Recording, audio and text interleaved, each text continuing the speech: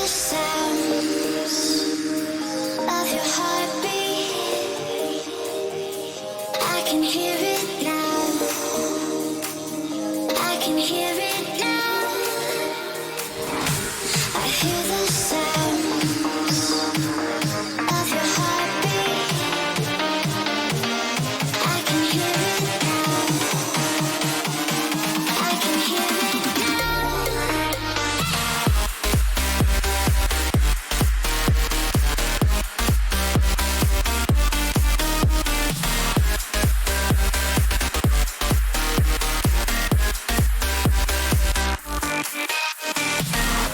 I hear the sounds of your heartbeat.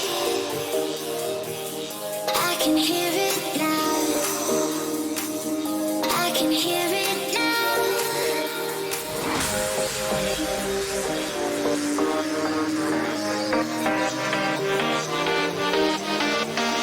I can hear it now. I can hear it now.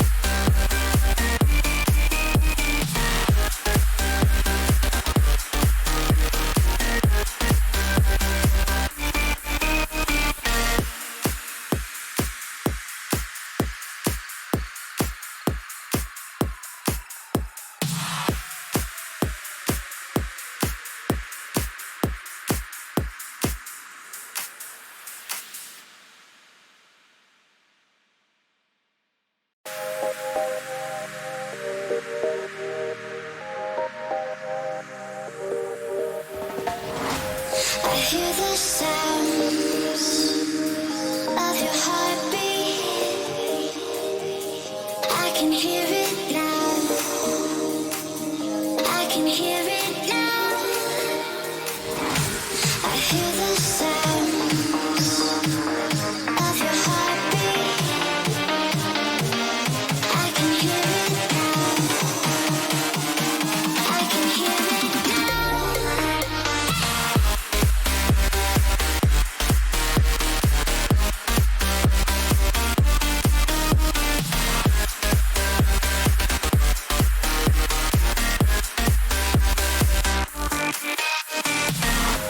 I hear the sounds of your heartbeat. I can hear it now. I can hear it now.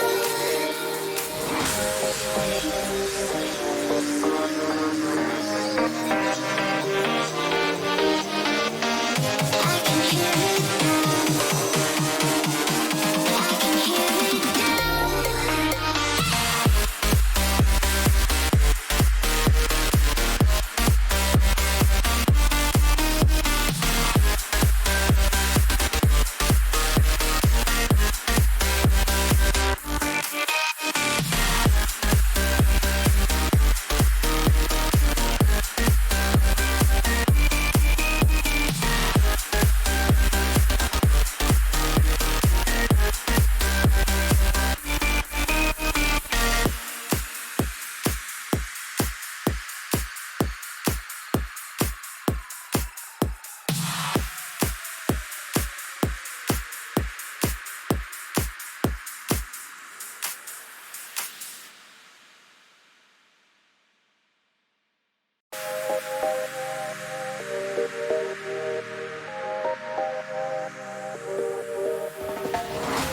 I hear the sounds of your heartbeat.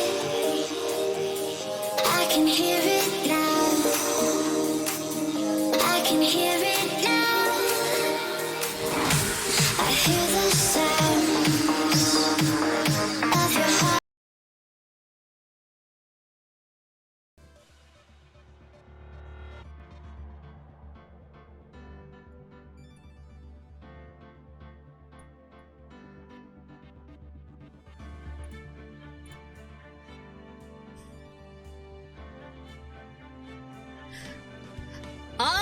right. What is everything working? Okay. Just making sure. All right. What is up, fellow geeks? Super Geek Girl here. And welcome back to Phoenix Wright Ace Attorney Trilogy. We are just about to get underway with the first part of the trial in the second case of the third game. The stolen turnabout. If that makes any sense. Where I believe we're going to be introduced to a new prosecutor this time around, since our beloved Edgeworth is off traveling abroad somewhere. We're facing this mysterious Godot. Got it? I still don't know how to pronounce that name, but we'll figure it out. All right, so let's do this. Hello, everybody already in the chat. Hello, Spiral. Hello, Sleepy. And hello, Stumpy. Episode 3, season line 6, subsection 4. Yeah. It's a little bit like that. All right. Let's get back to it, shall we? It feels like I've been away. I know it's only been a week, but it feels like a lot happened. So in case y'all missed it, there was an exhibit of priceless artifacts from Kurain Village, aka Maya and Pearl's home village. But one of those artifacts has been stolen. A priceless urn, the treasure of Kurain Village. Stolen by one Mask the Mask, possibly. But we are going to uncover who Mask the Mask really is and see what's going on here. So, let's do it.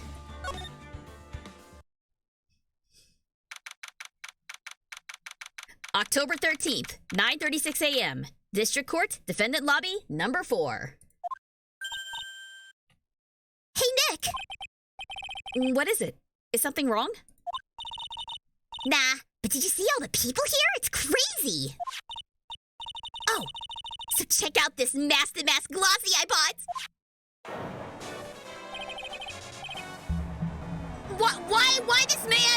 Why does this man have 9x13 glossies that you can just purchase? Why does he have official merch? Do Phantom Thieves have official merch? Is this a thing now? He is very dashing, but it's confusing. It seems having merch of yourself as a Phantom Thief, I think, kind of defeats the purpose of being a Phantom Thief, right? I mean, I absolutely would buy Phantom Thief merch, but it defeats the purpose. Anyway, whatever, it's fine. You bought this where? From the little tents in front of the courthouse. They have all sorts of things for sale.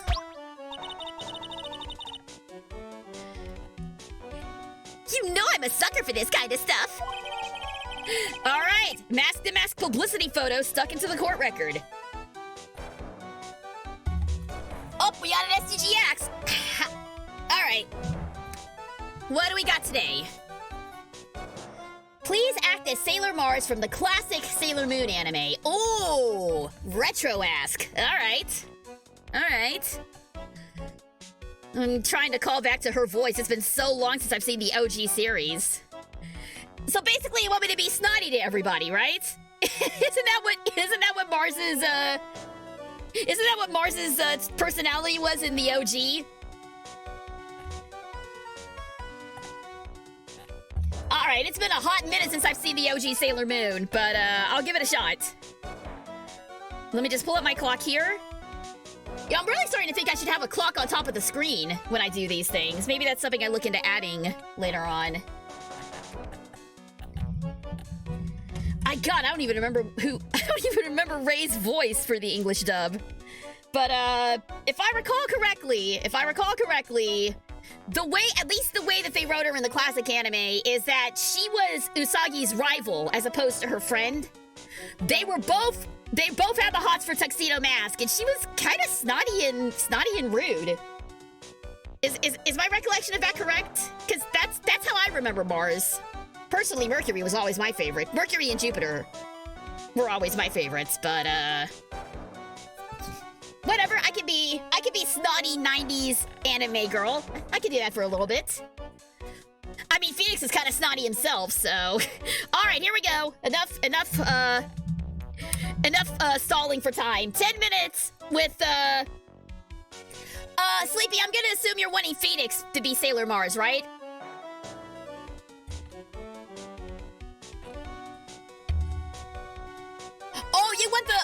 You want the Christina V version for Crystal.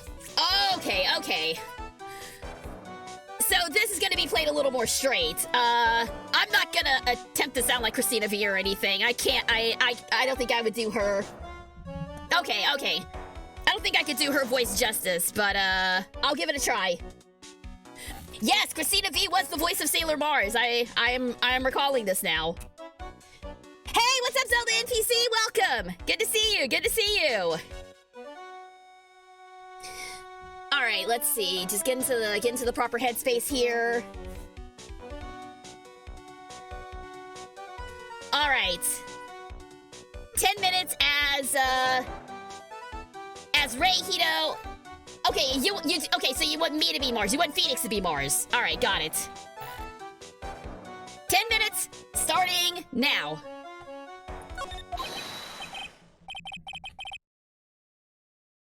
Okay, well, this is not Mars. I think I know who this is. What did we decide? That Ron was, like, Russian or something? All right, here we go. Come on!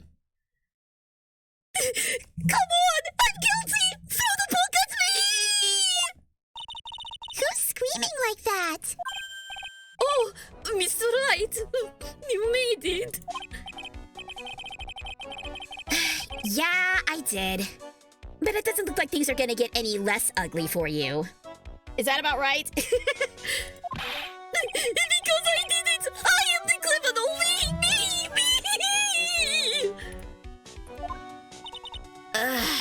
He's at it again.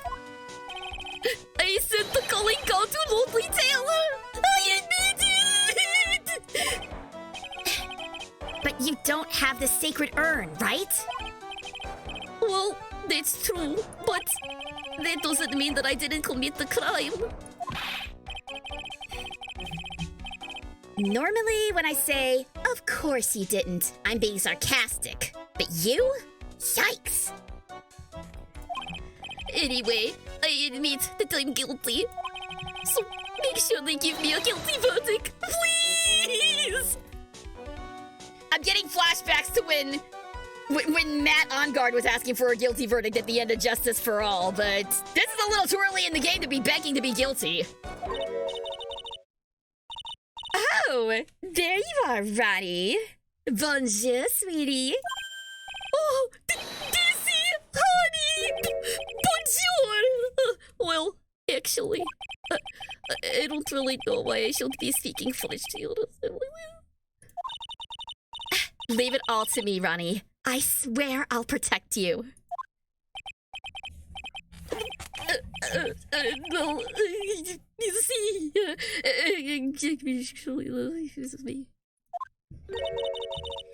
Can I tell you something, Nicky boy? I can guarantee that my Ronnie is innocent. If he's declared guilty, I'll be ever so cross with you. I will, like, totally cancel you. You hear me? So, why are you smiling when you say it? Well, if you'll excuse me, I've got some errands I need to take care of. I'm counting on you, Nicky boy. Good luck. Everyone's counting on us. Again. To be honest, I really don't know whether Vaughn is Mask the Mask or not. But there's only one thing I am sure of. I'm a Sailor Scout. I mean, he doesn't have the sacred urn right now. Mr. Delight, it's time for you to enter the courtroom. For the time being, I guess I'll just have to trust Desiree.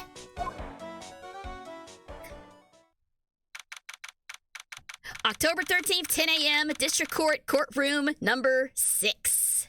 Here we go. Oh, what the? Hang on a second. Who is the Jordy LaForge-looking mofo down there? Was that Godot? I'll have to wait till I get a better look at his character sprite, but here we go. Court is now in session for the trial of Mr. Ron the Light. The defense is ready, Your Honor. Oh! Oh. Okay. Okay. Okay, sir. I have no idea what this fit is, but I'm a fan. Yes. Yes, mask mystery man indeed. He got the smolder without the eyes! Yes! Okay, I don't know why. I get Spanish vibes from this man. So my apologies to anybody in the chat who might be Hispanic, because my Spanish accent is crap. But yeah, we're gonna have fun with this guy. Oh hey! Hello, Philly. Am I reading this correctly? Philly Franz? Philly Franz, welcome! Welcome to SGG Voice Acts. Thanks so much for joining us today. So glad you're here. Not everyone can be Luis. I can try. I know, but Luis is so good. We're never gonna escape Luis, guys. Not after I finished RE4. We're never gonna escape him. All right. Let's move on to it. What about the prosecution? Are you prepared to... Oh boy, here we go. What a stupid question. What did you say? Fine. Let me ask you this then, Your Honor. Are you ready? Are you ready to pass judgment? Whoops! Ah, no! No, I'm not. I will pass judgment after I hear arguments from both sides. Well, if you are not ready yourself, you shouldn't expect others to be. That's a rule to live by. Who are you? Oh, no! Not the sexy saxophone music! No! Oh, no! Oh, God. Okay.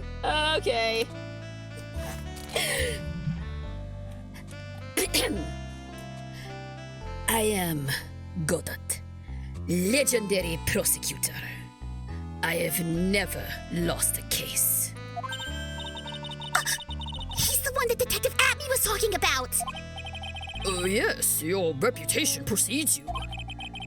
What kind of cases have you dealt with so far? None. What did you say? I have never prosecuted a case before. Never? But you said you've never lost before. Exactly. I've never lost. I've never won before either. Quite arrogant for a beginner, aren't you? Is this... Oh boy. Oh boy. You're really gonna spout philosophy at me while you got this Geordie LaForge headwear on, sir? You're really gonna do this to me? Even the mightiest of redwoods begin their lives as mere saplings. Yes, but a mask? In a court of law? Don't you know anything? No matter the man, we all wear masks. Either on our faces or over our hearts. Is this guy a phantom thief? Did this dude just step out of Persona 5? Who are you, sir?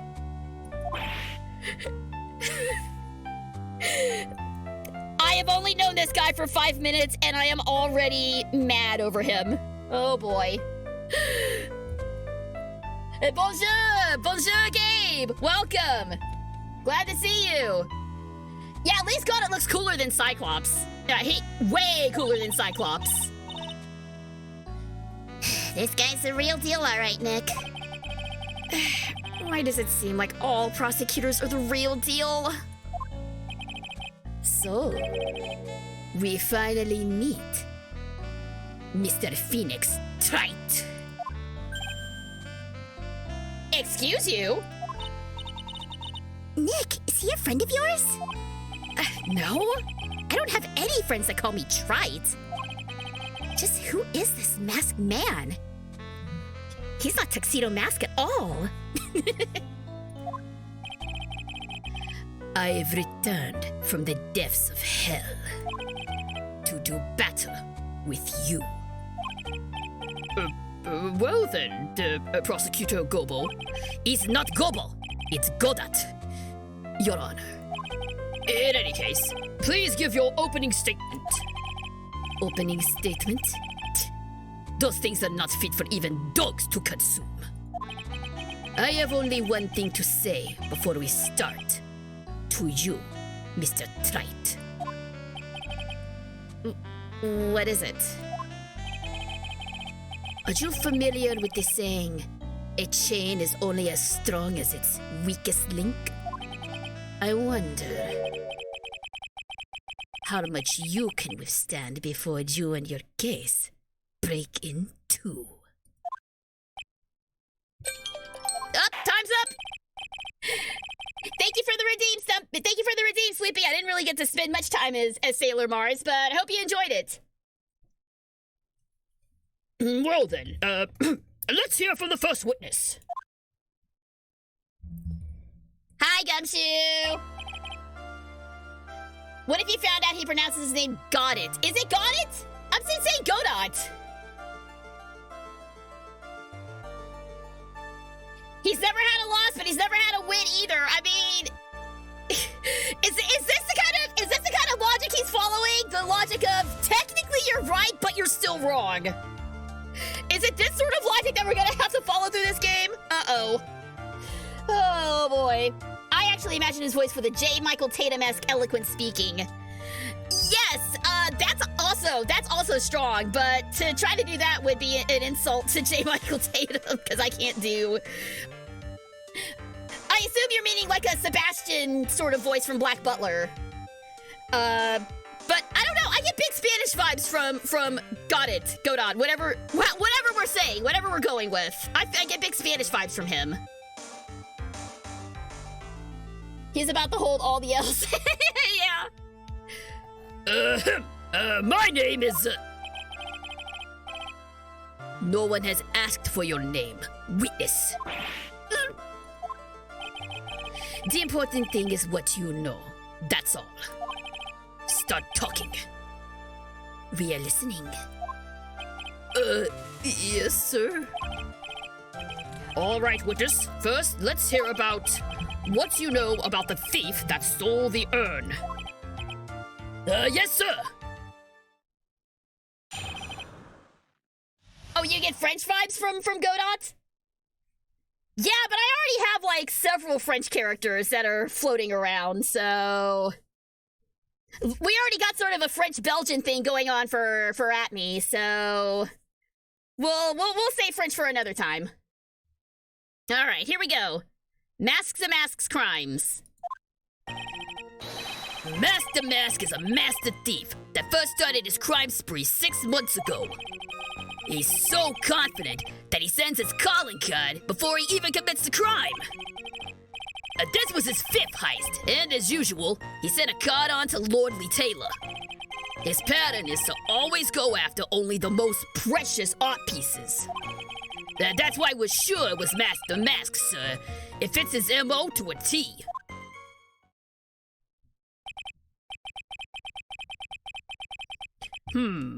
So then the actual identity of this Masked Mask is... Mr. Godot, what are you... What? Who slid the coffee cup across? Who did that? Is his co-counsel just like sliding it back like it's a car? Yeah, he ballin' for real. He ballin' for real. The man's got style. I appreciate it. Excuse me, we're in the middle of a trial here, Mr. Godot. Blacker than a moonlit night, hotter and more bitter than hell itself. That is coffee. I'm sure you can grant me at least this much, Your Honor. But please, proceed. Very well. It's only coffee, after all. Are we sure about that? You can't be letting him slide this early in the trial! Proceed with your cross-examination, Mr. Wright. Well, Nick, what are you gonna do? As long as I haven't brought up Mr. Delight's identity, all we can do is show that it wasn't Master Mask who stole the urn. Thank you! Thank you! Much appreciated. Thanks, Sleepy. All right, let's see here. There was something in his statement that I immediately caught on to. Where was it? He's a master thief, blah, blah, blah, so confident. His fifth heist. His pattern is to always go after only the most precious art pieces.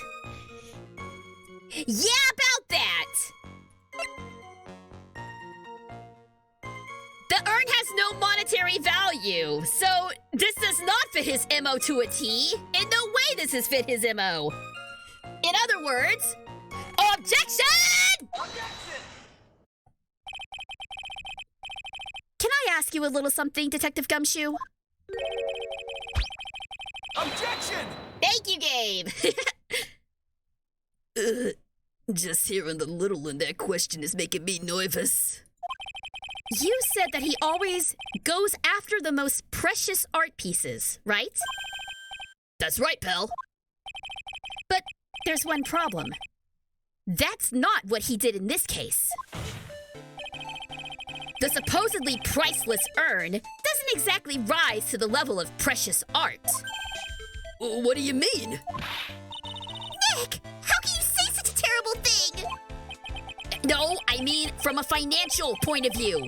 I mean, it wouldn't fetch a good price. Well, prosecutor got it. What is the value of that urn? The appraisers I spoke to said they couldn't attach a price to it. And I mean that in the worst sense. So in other words, it was not the kind of item that Mask the Mask would normally go after.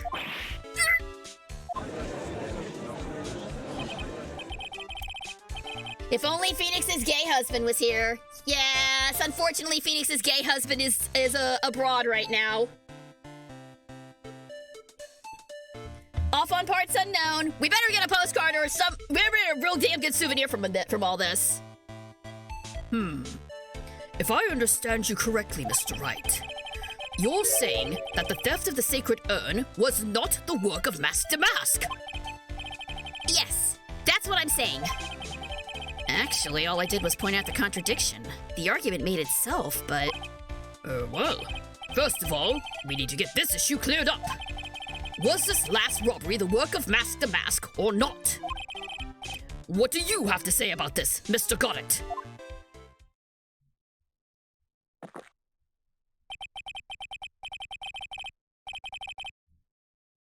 Who cares about your coffee?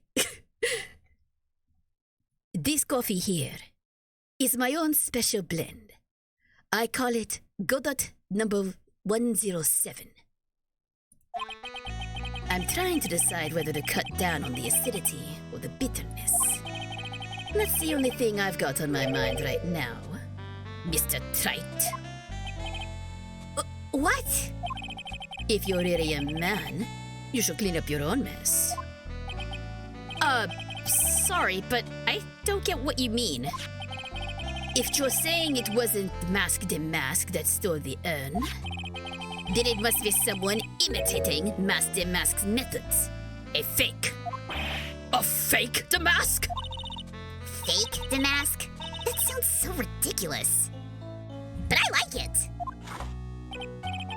Now, before I decide on my coffee, I believe some proof is in order, Mr. Trite. Proof that the person who appeared at Lordly Taylor that night was actually a fake.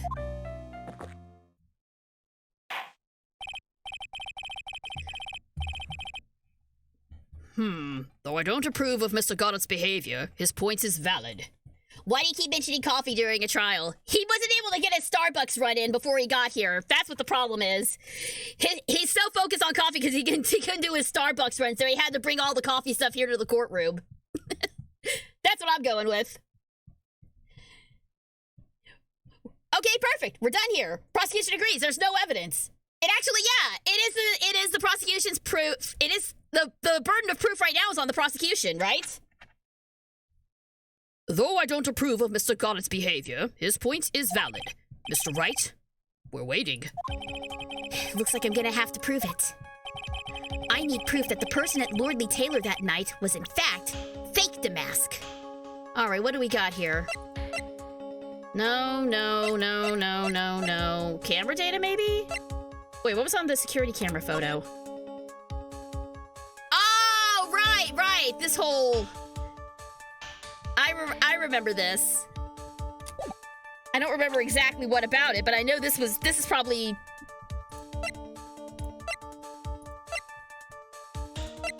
Yeah, I think it's the security camera photo.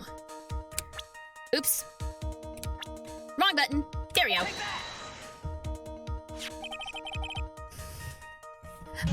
Yes, I did listen to the song Spiral that you posted. Oh my god, my dude. The Tekken 8 soundtrack is so fire. It's so fire and I love it. It is like perfect. It is like perfect with my vibes. It is immaculate with my vibes. The lo-fi into the hard hip-hop. It's so good. Thank you so much for sharing that with me. I really appreciate it. I'm gonna be blasting those for quite some time. Thank you. In fact, I'm probably gonna go back and listen to the rest of the soundtrack after this. The proof is right here. This looks like a photo taken by a security camera. But if you look closely, you'll notice something peculiar about it. Well then, why don't you go ahead and show us what it is? Go on, use the pointer and show us just what is so peculiar about this photo. Uh-oh. What is off about this photo? Oh, wait a minute! He's missing something from the promotional photo. Wasn't there like a brooch or something here? Take that! It's right here, of course. You mean Mask to Mask? I have here a piece of reference I would like the court to take a look at. Isn't that the publicity photo I brought this morning? Yeah! It's this big obnoxious thing! How could I have missed that? The problem I have with the security camera photo is the brooch on the masked chest. A breach? Here? Bailiff, get my seat! We need to retreat at once! Judge, you forgot your medication again, didn't you? A brooch, Your Honor. It's a sort of clasp for holding one's cape on. A clasp, eh?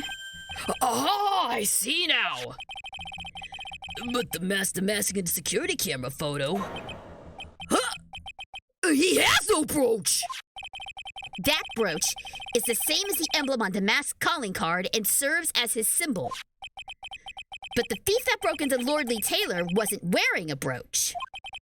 In other words, this Master Mask is a fake! I've been fooled again!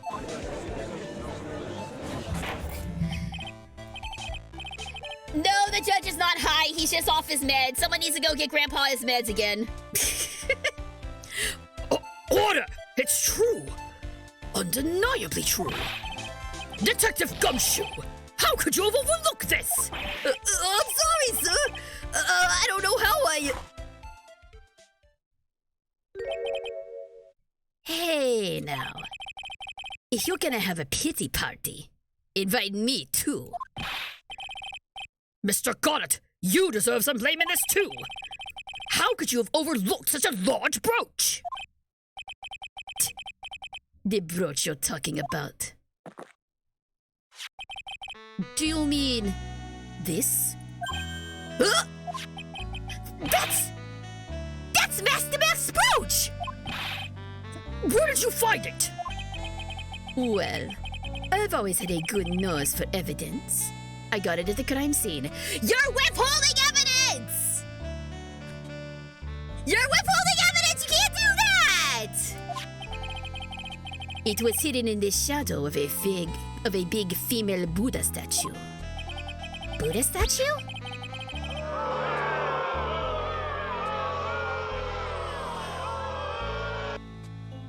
I'm gonna assume that Boo was meant for got it because screw you for withholding evidence like that! I see the prosecution's up to their old tricks again. We're gonna have to deal with flagrant rule breakers like these again. My favorite.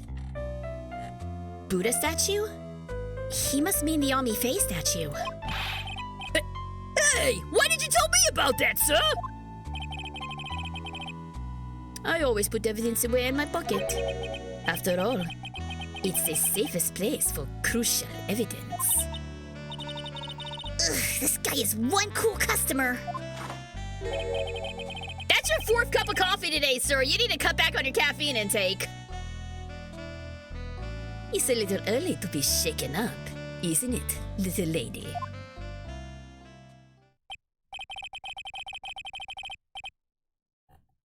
That friend of yours. What about hickeys, huh? What?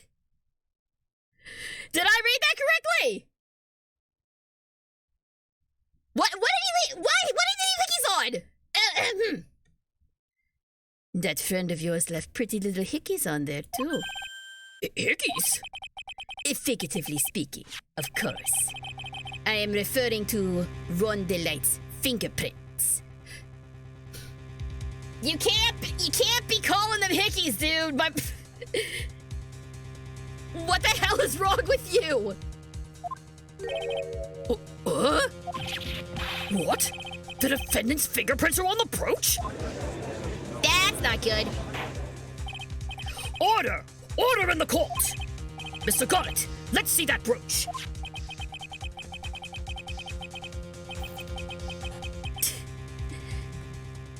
I've grown attached to my metallic girlfriend here.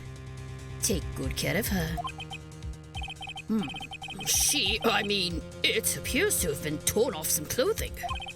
There's a little bit of cloth left on the back. Obviously, there must have been a big struggle that night at the crime scene. The judge going hickeys oddly sends me. A man that old should not be discussing hickeys in any sense. What are... Don't make me explain what those are, Gabe. I'll explain later. Also, hello, Lightning! Welcome! Good to see you! Obviously, there must have been a big struggle that night at the crime scene. Uh-oh. Phoenix, we have a problem. The mask's brooch has been added to the court record, found in the shadow of Ami Faye's statue. It looks like it was torn off of some clothing. You mess with Goddard, And you get burned. He's been playing me like a violin! A violin or a goddamn fiddle? Which one is it? Well, Judge, I am about ready to call my next witness. Huh? You done with me? But I ain't proved anything yet. You've proven your own incompetence. That's good enough. That doesn't sound good at all. I just want it to be shown to be that the judge is never not shown as old. You could have like a 30-year flashback and he looks exactly the same. You know, we actually did have a 5-year flashback at the top of the game, and yeah, he looked exactly the same then as he does now. Of course, 5 years isn't much of a difference, but still. Finally time for the ace detective to make his appearance, huh? Yeah, this is our resident Frenchman of the case.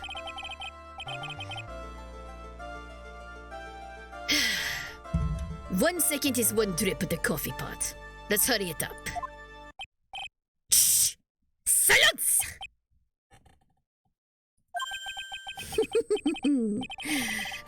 Now I see. It is all becoming clear. What's clear? Zavari! The truth has once again been elegantly revealed to me.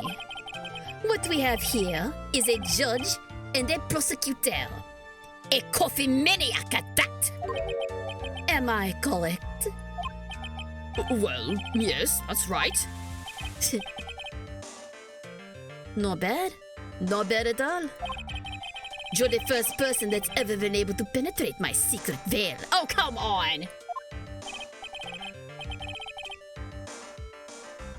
Make him Netero from Hunter x Hunter.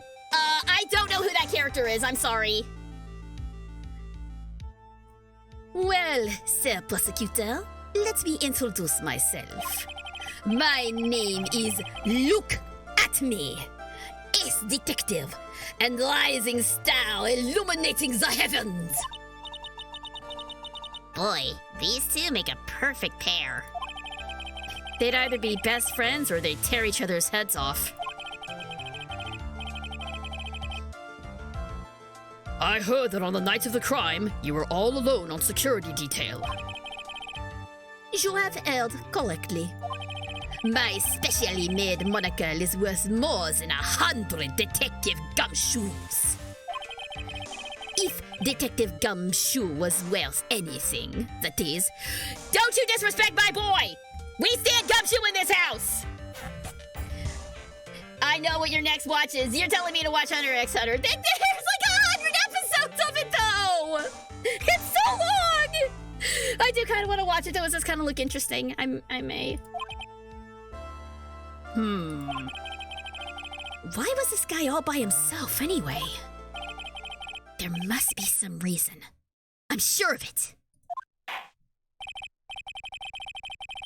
Well then, tell us what this special monocle of yours witnessed.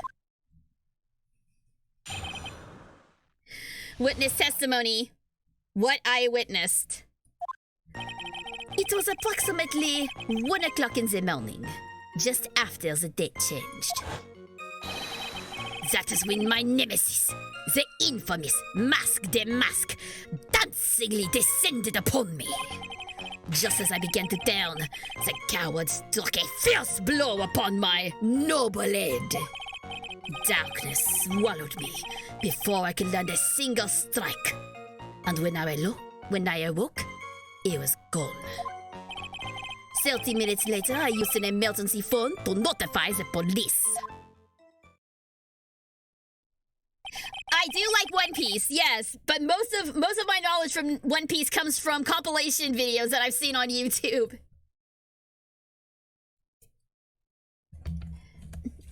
Oh hey, we had some more people join. Hello Boots and hello Gundam. Welcome. Is that Pinocchio? No, that is Luke Atme, the famous detective. In his own mind, probably. So, you didn't get a clear look at the criminal? My specially made monocle never misses a thing. However, that is limited to things that fall within my own visual range. But of course, that's only natural. I fail to see why the witness seems so proud of his performance that evening. Well, Sir Oldtimer, let me explain. We are not speaking of any ordinary thief, but of the king of thieves, the great Mask de Mask, my arch enemy. That is why my instincts and my years of experience tell me. Very well. Proceed with the cross-examination, Mr. Wright. How is he holding that thing on his eye? He has very strong eyebrows. Or he has very strong eyebrow muscles. That's my only explanation. He got like them Sonic eyebrows that are like humongous, but I don't know. It was approximately 1 in the morning. That's when my nemesis appeared, just as I began. Darkness surrounded me. I could land a single strike. If you couldn't land a single strike, how did the brooch get torn off, sir? Can your specially designed monocle explain that? I don't think so. Objection!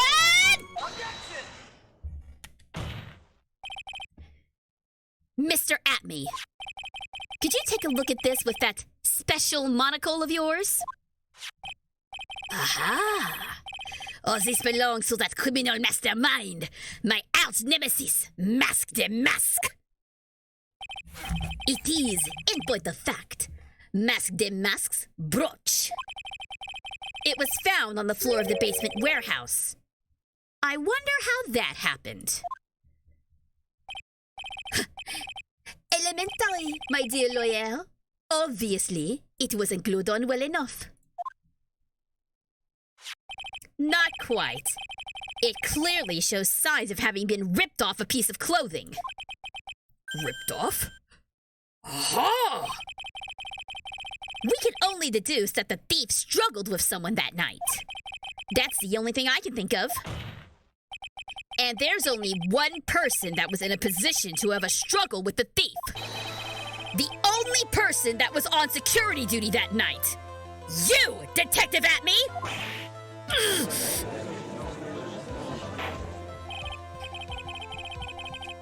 Who's dead? Shockingly, no one! This is one of the rare cases in which there is no dead body. Yet. No, we're dealing with a thief. We're dealing with theft. The theft of a priceless urn from Kurain Village. So no dead bodies. Which means this case is significantly more boring than the others. Just at me, my guy. Just got that. I just got that. Well played, Spiral. Detective Atme, you must have fought with a thief that night. So why did you lie in your testimony to the court? Witness, giving false testimony is a serious crime. No. Wait just a moment, Sir Timer. Don't talk to me like I'm living in a nursing home. You've already got one foot in the home, my dude. I just remembered, Your Honor. I was just confused because I have been dealing with so many cases lately.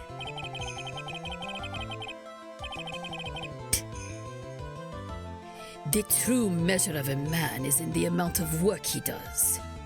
That's what I always say. Is it? I sincerely doubt that, sir. Nick, you can only handle one case at a time. Isn't that right? You talk too much, Maya! I love it! I love it! Witness, so are you now saying that you and the thief fought? Hold on. That's quite enough, Your Honor. Excuse me? Okay, what are we at now? 6? Are we at 6 cups of coffee now for this man? I sure hope someone in the chat is keeping count. Save the big questions for the testimony. That's one of my rules. Ah, indeed, I understand. I look at me, agree completely. All right, let's find out more about the fight for the thief. The fight with the thief. This guy is Detective Atme. He was the guy on security duty the night that, the famous phantom thief Master Mask stole the urn. Indeed, it is true. I looked away from the door for a brief moment. However, look at me cannot be so easily discombobulated. Unfortunately, the thief grabbed a weapon from the side and rendered me senseless. A true gentleman fights only with his own fists. But they were not enough. His first blow struck true. Bam! And that's all she wrote.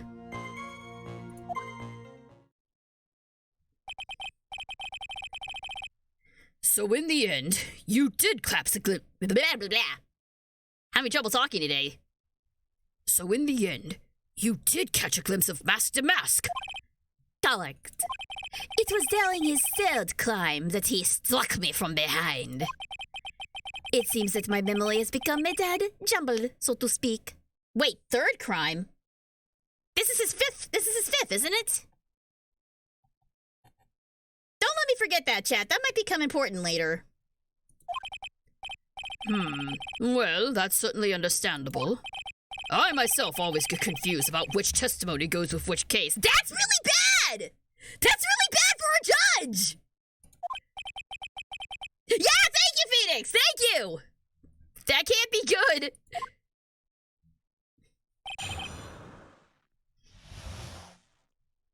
So why is all this happening in a courtroom and not the police station? Because right now the police have caught who they believe is Mask the Mask. A wet noodle of a gentleman by the name of Ron Delight. However, Ron has asked us to defend him in court. Hence why we're in a courtroom right now and not in a police station. We are in the order part of Law and Order at this point. White Day is in Japan. I was wondering what you think Rentaro would give Karine in return for the chocolate on Valentine's Day. Boxing gloves! That, I don't know why that was my gut instinct, but my gut instinct was that she would get boxing gloves. That was just pure gut instinct. I didn't even have to think about that. Oh man, White Day is gonna be hell for Rentaro. Poor guy. All right, fight with the thief. Let's go. It's true, I looked away for the door for a brief moment. Luke at me, cannot blah blah blah. The thief grabbed a weapon from the side. All right, that checks out. A true gentleman fights with his fist. Debatable. His first blow struck two, and that's all she wrote. Is it though? Can you tell us a little more about what happened? My opponent was both powerful and vicious. You might say he was powericious. Powericious? I assume the Acme fighting stance, but a sudden flash of light blinded me. That, of course, was checkmate. My opponent had bested me. What do I do now? Should I ask more about this? What is this at-me fighting style? I'm curious about this. What is this at-me fighting style? I am sorry, but that is a trade secret. I really can't say anymore. But I suppose I can tell you if I absolutely must. The main thing is to put your back to the wall. That way no one can get behind you. That's it? That's the at-me fighting style? Well, Mr. Wright, what about that testimony?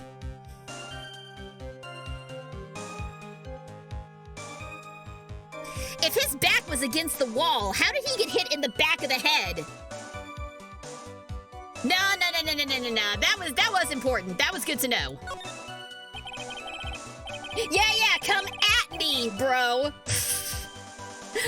Oh boy, the translation team must have had a lot of fun coming up with these puns. Of course it's important. We've learned a detective's secret technique, after all.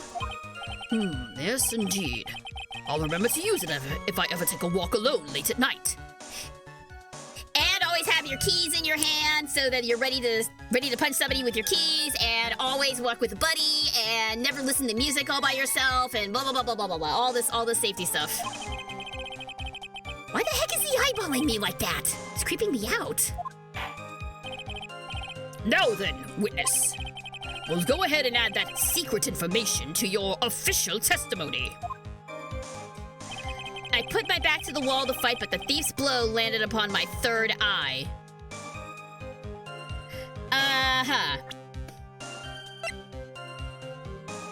Yeah. The mask knocked at me out during the crime with a blow to the back of the head. You can't hit the back of the head when your back's against the wall. It's time for you to go back to detective school, sir. Objection! Detective Atme, your testimony is crumbling like a house of cards. Oh, what fun this is, so loyal! It is truly a pleasure to cross swords with you. And now, once again, you have thrown down the gauntlet at my armored feet. I believe this is what you said yesterday. No, the coward must have wormed his way in through somewhere besides the door. Then my arch nemesis struck me on the head from behind with this gruesome item here. From behind, huh? But just now, you testified that he struck you on the forehead. I hardly think you could forget where you were hit on the head. It seems I've made another mistake. Detective Atney, that's not the only strange part of your testimony. What do you mean by that? For example, the very fact that you hid the calling card from the police itself is strange. It's almost as if you were afraid they were going to help with security. Geniuses such as myself have always been misunderstood. How sad. That's wrong! Oh boy, did you hear that deep voice? I've been doing this wrong. Okay, hang on. Did y'all catch how deep his voice was? First off, hello. Yes, I am 100% listening. And second, I need to change up my my voice a little bit then. If he goes that low. Ooh. Let's see if I can still do this with a semi-Spanish accent. To err is human. To forgive divine. Humans aren't machines. They have souls, feelings. They live, they die, they love, they hate, and yes, they even make mistakes. This is some anime-ass dialogue. It really is. Thank you for the hydrate, Gabe. I appreciate it. Tell that to what you said to Gumshoe, you dork. Yeah, you were so harsh on Gumshoe, but now you and Abby are like bros. Come on now. I thought he was Brazilian. Is he? I got Spanish vibes, but you know, Spanish Brazilian, that's no, they're completely different. What am I saying? They are completely different. But I can't do a Brazilian accent, so you get semi-Spanish. Hey, hold on! It's not as pretty as that! Oh! The coffee went flying. Oh, really? What is it like then?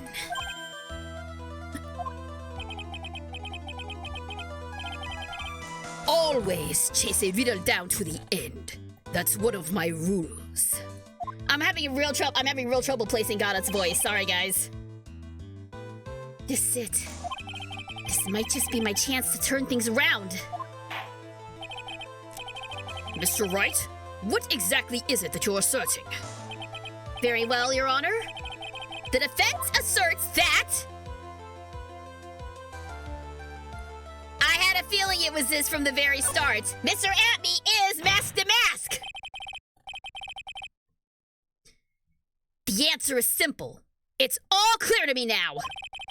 Detective Luke Atney's true identity is actually Mask the Mask!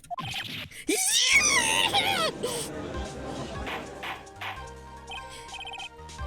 I wish real court was like this. Have one of the lawyers come in with a visor and start spouting philosophical anime-ass eloquence. Yeah!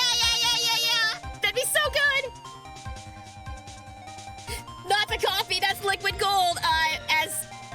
Okay, I'm not much of a coffee drinker myself, but I understand the feeling. Order! Order in the court! Mr. Wright, what is the meaning of this? There are too many unnatural parts to Mr. Atney's story. He says he was hiding at the crime scenes, which is why no one ever saw him there. And then, in his last case, he manages to outperform Detective Gumshoe and the entire police force to miraculously retrieve the stolen treasure. Such details.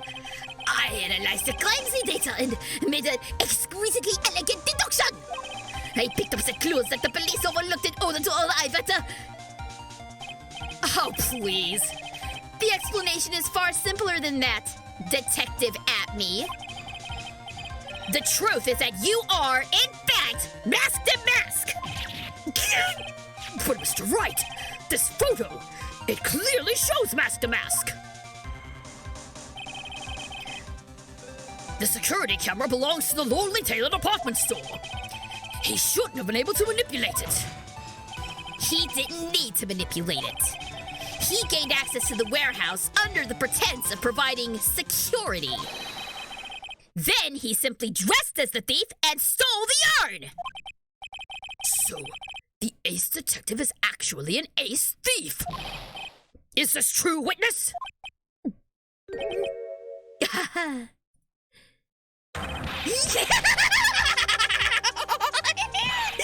Oh, the mask's emo is pure genius, and so am I. Look at me, ace detective.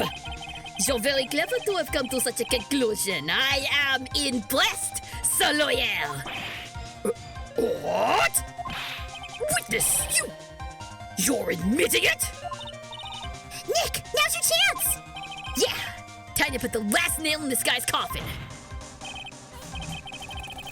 Detective Atme. Did he just Ah!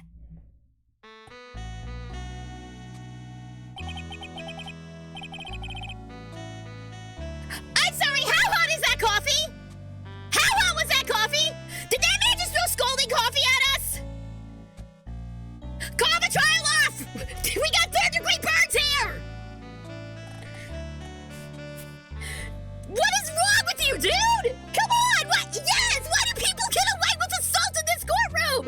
First it was Fun Karma with her whip, and now we got boiling hot liquid thrown at us! Have you guys learned nothing from the McDonald's lawsuit? What the hell? That's so brutal! That is needlessly brutal!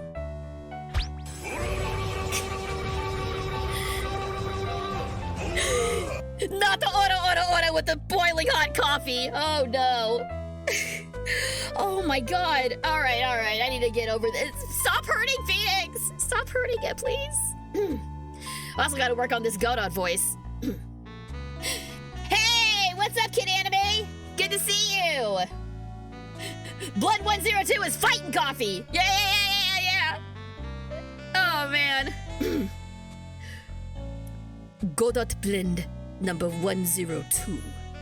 My personal favorite. Ouch! Oops, sorry about that, guys. Mr. Godot! The ace detective is actually an ace thief. I smell a best-selling novel. There's only one problem. It simply isn't true. I think I like this voice a lot better for Godot. There's only one problem. It simply isn't true.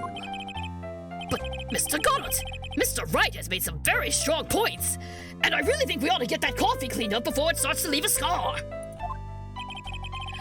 I will admit my opponent has woven a compelling narrative out of whole cloth. But it is, in fact, nothing more than a patchwork quilt, Mr. Trite.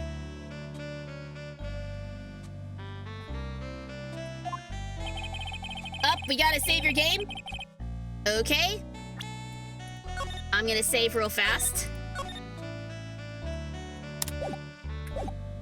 Thank you very much for that. If this detective really is the thief, then show us the proof of your claim. But it had better be as hot and as perfect as the coffee dripping down your face. Can we break to give me a freaking towel? Come on! Well, Mr. Wright, don't just stand there. This court would like to see the decisive proof you have. Quickly! Yes, of course. What's the big rush? Are you all right, Nick? Yeah. At least Maya cares. At least Maya's asking the important questions. Are you okay? Do you have any second-degree burns? Atme looks pretty rattled right now.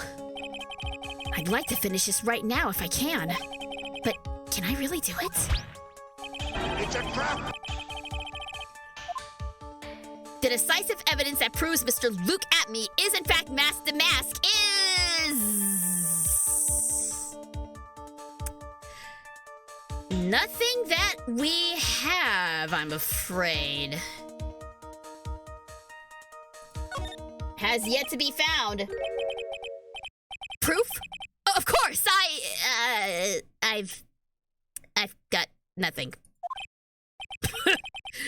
Just what I thought. A man has to hold his head up high, no matter how bad things get, after all. I see. I thought perhaps you had some evidence to back up your assertion. This is no good. I've got to stay on the attack. I'll never get another chance to prove that this guy is the thief. Don't give up, Nick. Think harder and try again. That's no good. I'm just not ready yet. But are you gonna just give up and let us lose this? So, you've come to your senses, have you, so loyal? I can't think of a counterattack at all. It seems the cloud of suspicion surrounding this witness has lifted. Mr. Goddard, if you have anything further to add, then...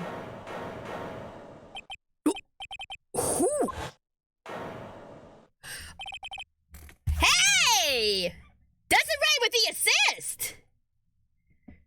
Who are you? That doesn't really matter right now, does it? Mr. Wright! What are you doing here? Oh, Nicky boy! The thing you've been looking for? I think I found it! You mean that bag? No, not the bag. What's inside the bag? Well, That's... the secret urn!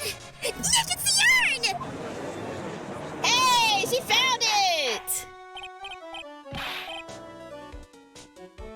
Order! Order! You, madam! That urn! Where did you find it? You'll never believe it.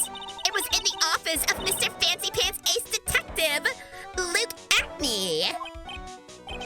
Oh, Dizzy, you're the best! Sacred urn has been found and Abby's offices have pink splotches all over it. It's got Danganronpa blood all over it. Hello, respectfully. Yeah.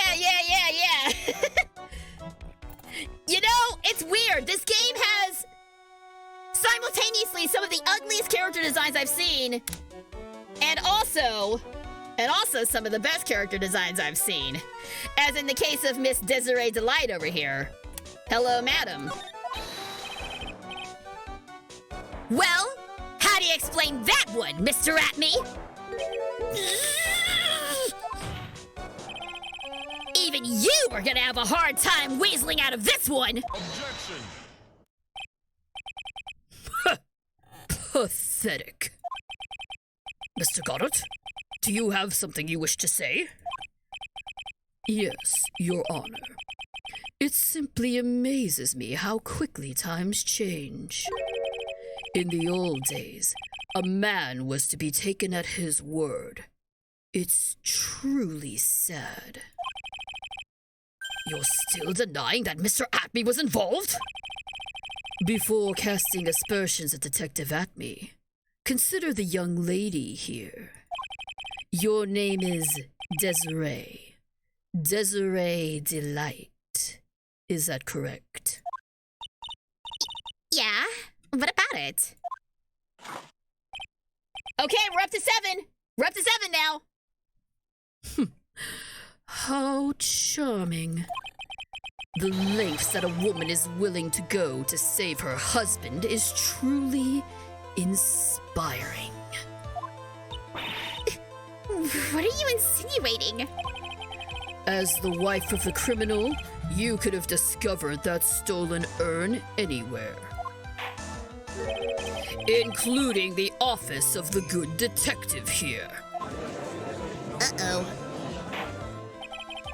So you found the urn. What does that prove?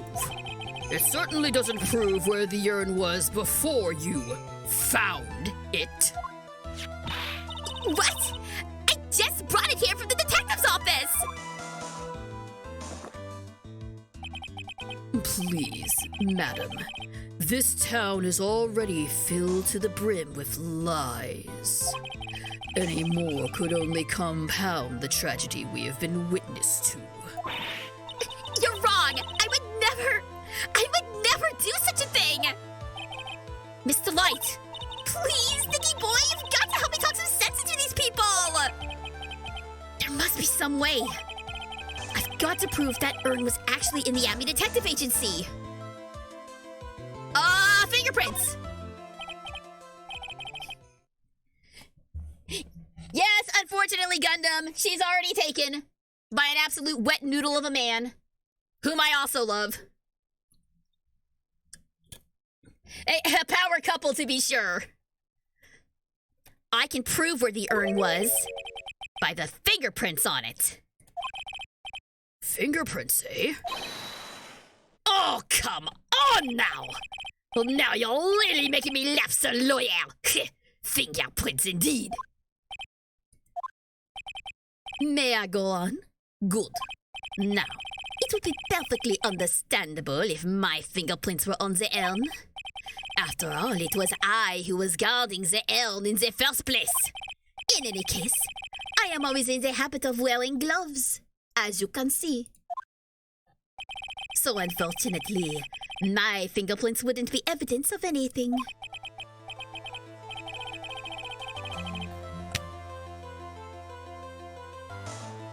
Guys? I know exactly what they're doing with this! They're doing a Columbo! They're doing a Columbo with this! No! Okay, no! This is actually one of my favorite episodes that they're doing right now! There was an episode about an art thief, right? A man killed his uncle to get famous paintings, and the gotcha at the very end was Columbo was looking for fingerprints on the art pieces. And the guy was all like, ha! You won't, my fingerprints are all over those paintings. They're mine to begin with. And Columbo was like, no, sir. I'm not looking for your fingerprints. I'm looking for my fingerprints. You remember I touched the paintings and you got all mad at me.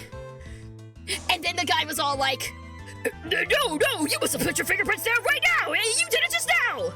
And without saying a word, Columbo just holds up his hand to show that he's wearing gloves. And oh, it's such a good takedown! It's such a good takedown! Is that what they're doing here? They're doing a Columbo? So then, we're looking for our fingerprints! I love it when Columbo is referenced in other shows and stuff! Yes!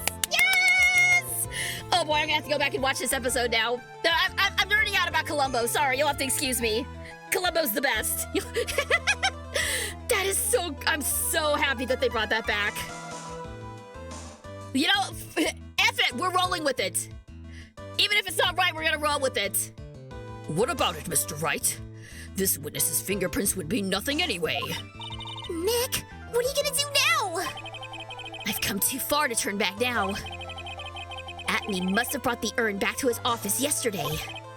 And there, I'm sure someone must have left their fingerprints on it.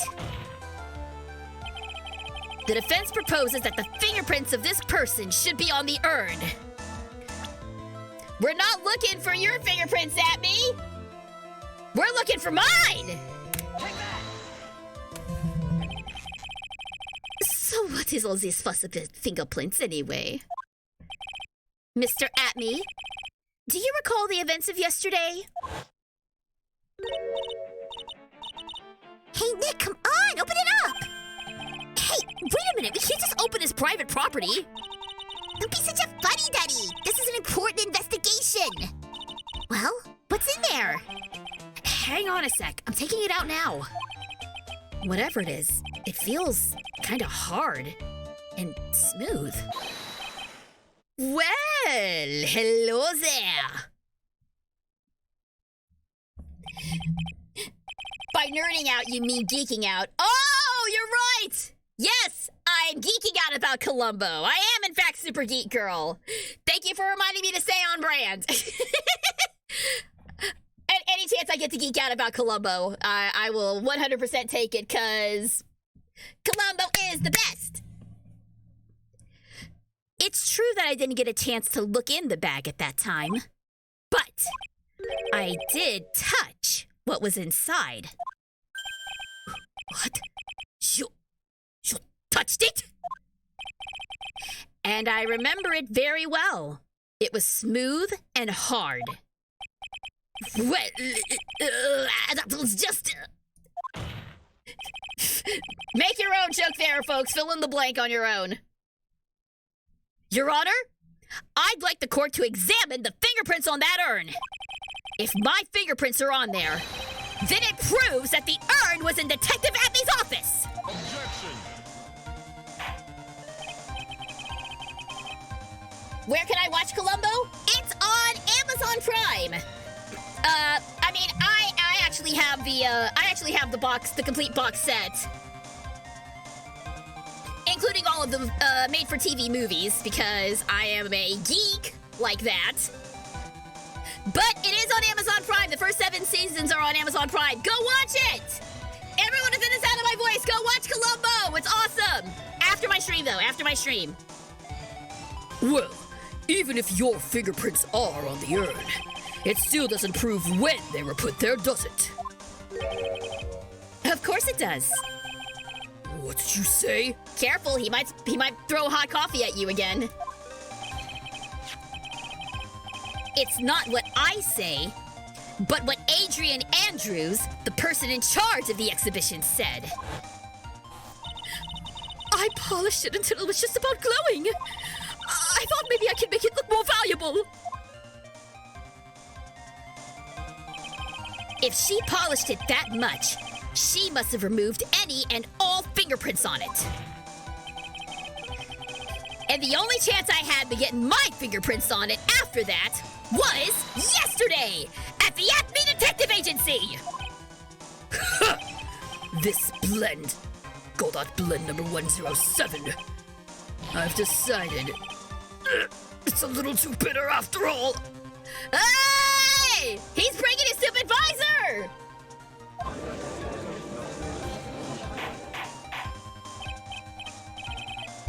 Also, I just noticed, in that cutaway with everybody, Godot's sprite was significantly more detailed than everyone else's. Did anyone else notice that? And yes, you're right. He is smoking hot. I agree. No, Phoenix is only guilty of touching evidence. That's the only thing he's guilty of this time. Order! Order! Order! I accept the defense's request. Bailiff, take this urn and... Wait a moment, Your Honor. There is no need for that. No need, you say? Precisely. I already know Mr. Wright's fingerprints are on the urn. What are you saying? Yes! I've finally broken him down! I don't know. He seems awfully confident for someone about to break down.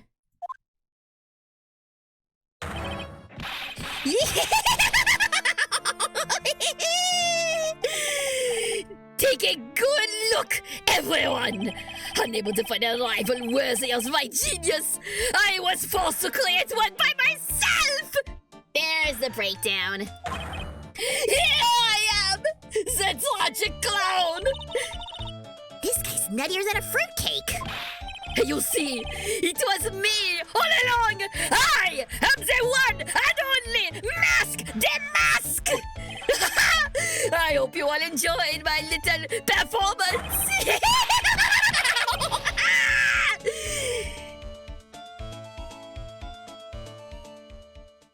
Okay, well that was the easiest case we've ever had. Well, Mr. Goddard, what's Mr. Atmey's condition? He's still in the lobby, laughing insanely, Your Honor. I wish I could enjoy the joke as much as he seems to be. Well, it looks like the matter has been settled. I came perilously close to besmirching the record of an innocent young man. Besmirching him with the title of thief. Nick, you were right after all! Yeah, I guess Mr. Delight really wasn't the thief. The court finds the defendant, Mr. Ron Delight.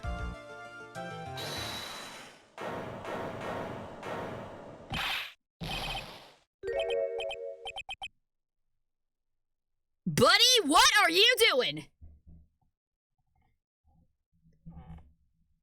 Oh god, I've forgotten Ron's. Okay, got it. You're wrong! Wrong, I tell you!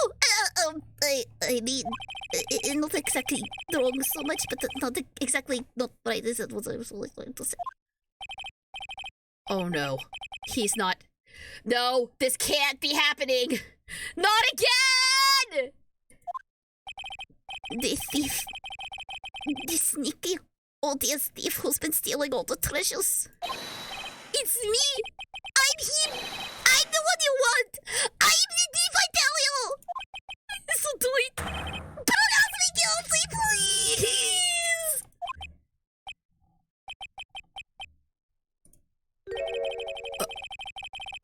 I don't know what kind of a kangaroo court you all think this is, but it is the most kangaroo of any court in existence!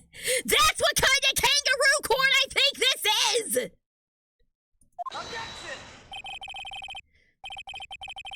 The true identity of the thief has already been proven! Please hurry and pass What are you talking about? I already confessed! I'm the thief, I tell you! And that's number 9. Mr. Goddard, don't just stand there drinking coffee! Hey there, Mr. Thief. Yes, sir. If you're really a man, then clean up your own mess. I'm sorry. I'm afraid I just don't have any idea what you mean. If you are masked to mask, then prove it. That's what it means. Yes, sir. I'll be happy to. He says he'll be happy to, Nick. It's kinda cute. He's 100% committed to his fantasy. The man's delusional! You're about to go see Madam Web? Oh, awesome! Hey, let me know how it is! And thanks for the tracks! I will definitely check them out after the stream. Have a great time! He needs to be a thief so Desiree will like him? Oh, maybe. That might be it. Good boy. Just remember one thing. A boy only gets one chance in his life to become a man. What is with all this vaguely sexual stuff that Goddard is spitting? And why am I so into it? Anyway. I know that. I won't feel. I swear. Okay then. Talk. We're all listening. Oh well. Let's all have a listen to this confession. Witness's testimony. Here we go. The truth is, I've been the mask all along. I mean, you can't prove that I'm not actually the mask, can you? We just did! I don't have an alibi for the night the urn was stolen after all. I donned my costume that night and dancingly descended upon the scene of the crime. Look, you can see right there in the photo. That's me. As for my brooch, I snagged it on the door handle and it got torn off. That's all. I don't like the direction this trial has taken. But this is how every trial goes. At least with me, anyway. You're doing great. Oh, stop it, Mr. Goldot. You're embarrassing me. Like I said, you're only going to get one chance to testify, alright? But if you make it through this with flying colors, I'll keep my promise too. I'll make sure you stay locked up in prison as the one and only true Mask to Mask. What sort of backroom deal did you guys strike? Oh, thank you so much, Mr. Goldot. I'll do my best. Alright, Mr. Wright. I'm afraid it's time for the cross-examination. Can we just get one case where it's a single shot in the dark and a dead body? Can we just get one case like that where it's super clear cut? 2 people, 1 shot, 1 dead body. Can we just have a case like that, please? The truth is, I've been Mask to Mask. You can't prove. We can absolutely prove that you're not Mask to Mask. But Oh yeah, the key card. I'd say this is proof, right? If it leaves a record when used, then we can just go back and see that, yeah, you weren't there. I guess, well, we'll just have to judge. They just make a backroom deal and... Yeah, no, that feels like a breach. That feels like a breach of some kind, saying that... saying on the stand that, I'll keep my promise, I'll tell you exactly what you told me to say. They did the same kind of thing in Chicago, during, Velma Kelly's, not Velma Kelly, Roxy Hart's trial. Oh great, now I'm gonna geek out about Chicago. Anyway, let's go with the key card. Oh, and before I forget, objection! Mr. Delight, this wallet belongs to you, correct? Yes, it does. I lost it somewhere. Mr. Wright, when you find a wallet, you should report it to the police right away.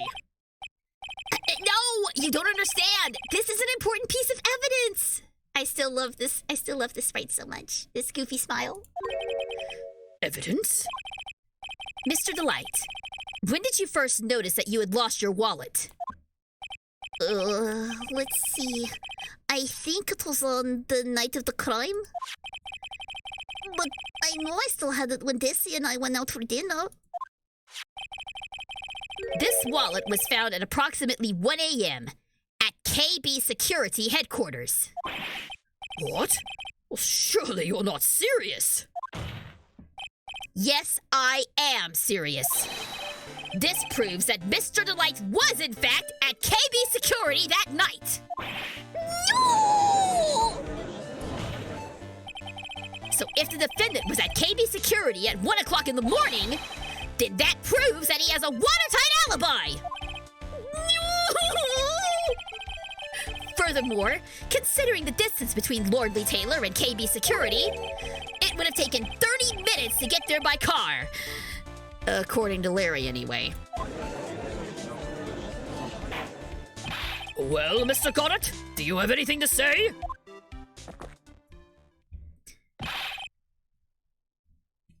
And stop drinking that coffee! I had to hydrate myself. 1 second. And stop drinking that coffee! Oops.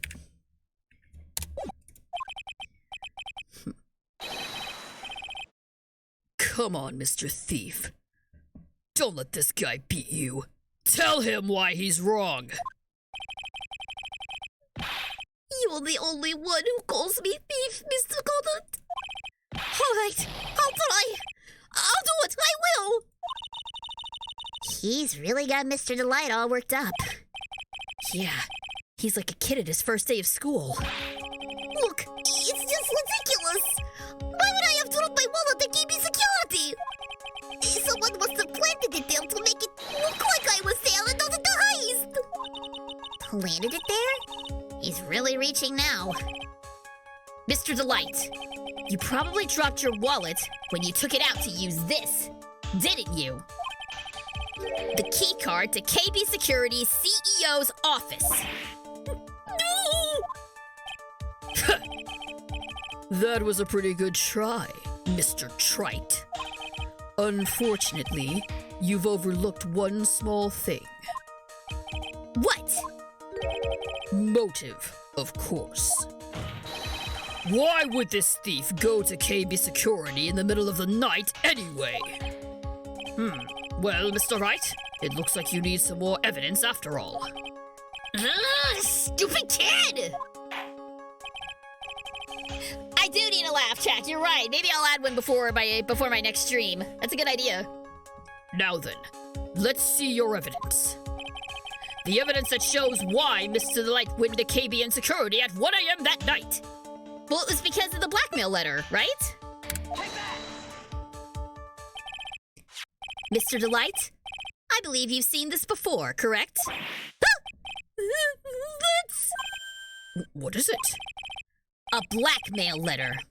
That's what it looks like from the contents. Blackmail? Yes. Basically, it says, bring $50,000. I almost put an extra zero on there. That certainly sounds like blackmail, all right. At the time of the theft, Mr. Delight was dealing with the blackmailer himself. In KB Security CEO office, a full half an hour away from the scene of the crime!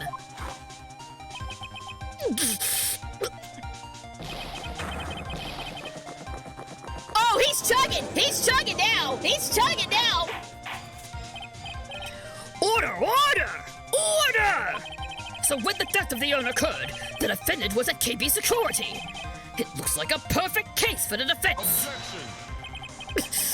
You may see it as a perfect case, Judge. But to me...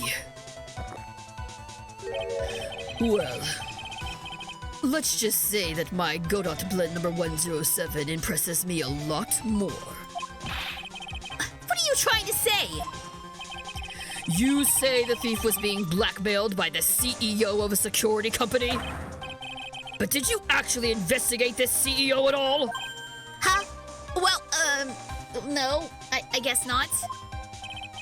Accusing a man of blackmail with no proof? I'm not sure what I think of that. Not sure what I think of that? At least I know what I think of you. Good point. I'm not sure what I think of it myself. You claim that the defendant entered the CEO's office, but you will need at least one witness to corroborate your claim, Mr. Wright. Nick, I think we're gonna have to track down the CEO guy. No, we don't have to track down the CEO at all. What do you mean by that, Mr. Trite? There is someone else who can testify. This is the person who can testify the key card was used at 1 a.m. that night. That's gotta be Larry.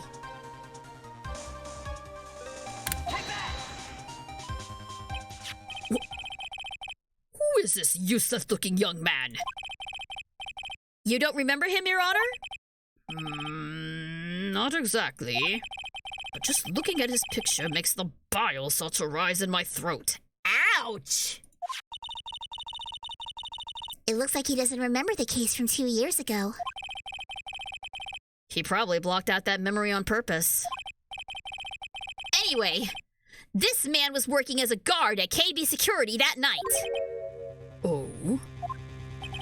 The question at hand is this key card.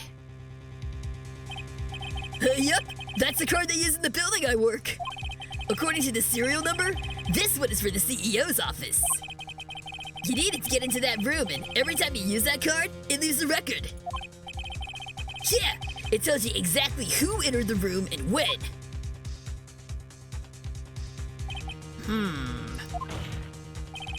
As you can see, there's no need to investigate the CEO of KB Security.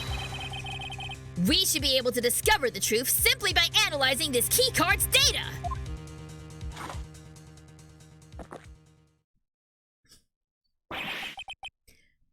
Oh! Victory don't taste so sweet now, does it?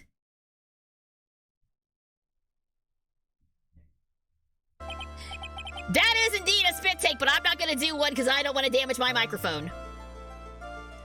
Well, Mr. Got It. The name of the CEO of KB Security is Kane Bullard. I was unable to contact him directly, but I got the keycard data. Here. So what does it show? Each keycard has its own serial number, and they leave detailed records of their use. According to this data, this card was used at 1 a.m. on the morning of the crime. There we go. Found in Ron's wallet, used on October 12th, the night of the crime at 1 a.m. But that means it can't be Mr. Delight dressed as the Master Mask in this photo. It looks like you're right. 2 minutes even isn't enough time to brew a good cup of joe. So then...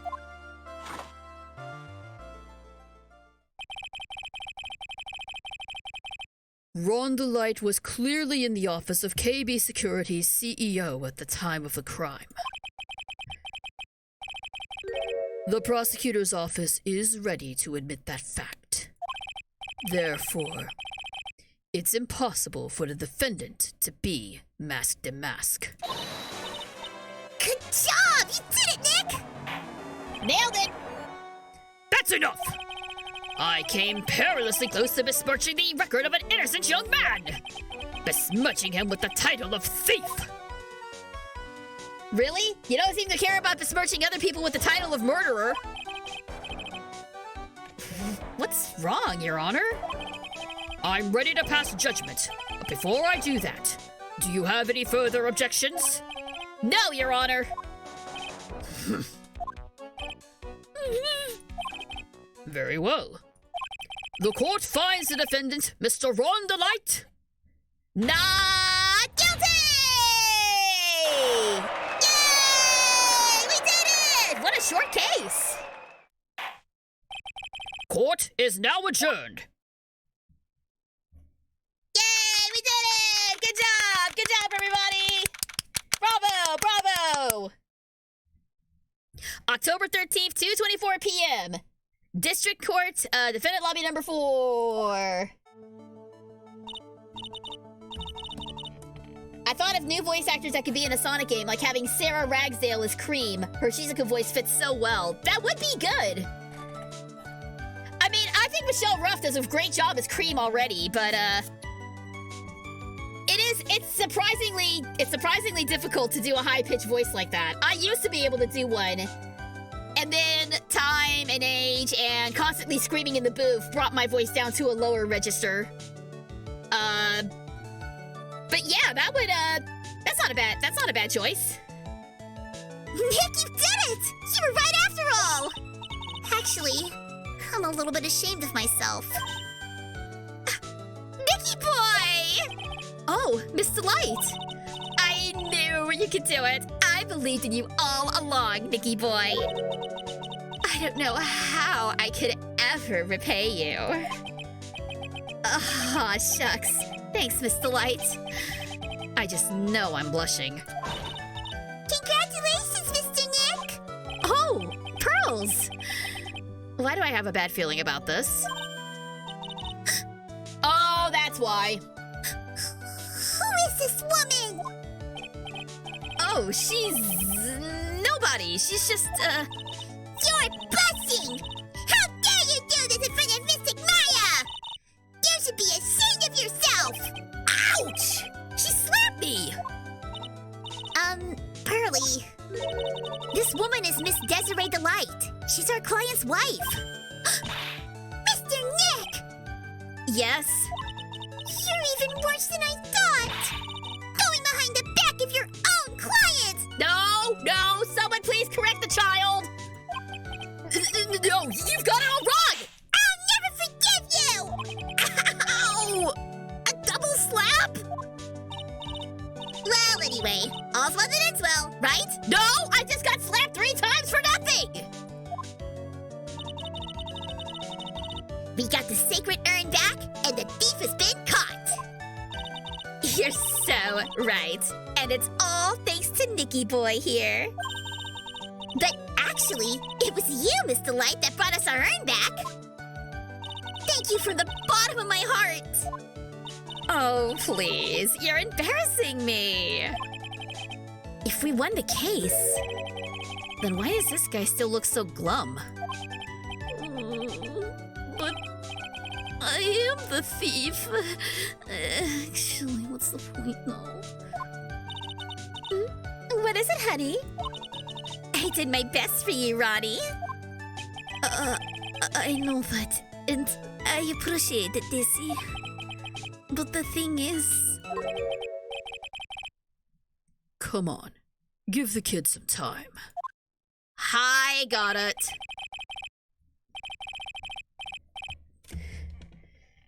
Oh boy. He's even hotter from the front. He's just got a little touch of the blues.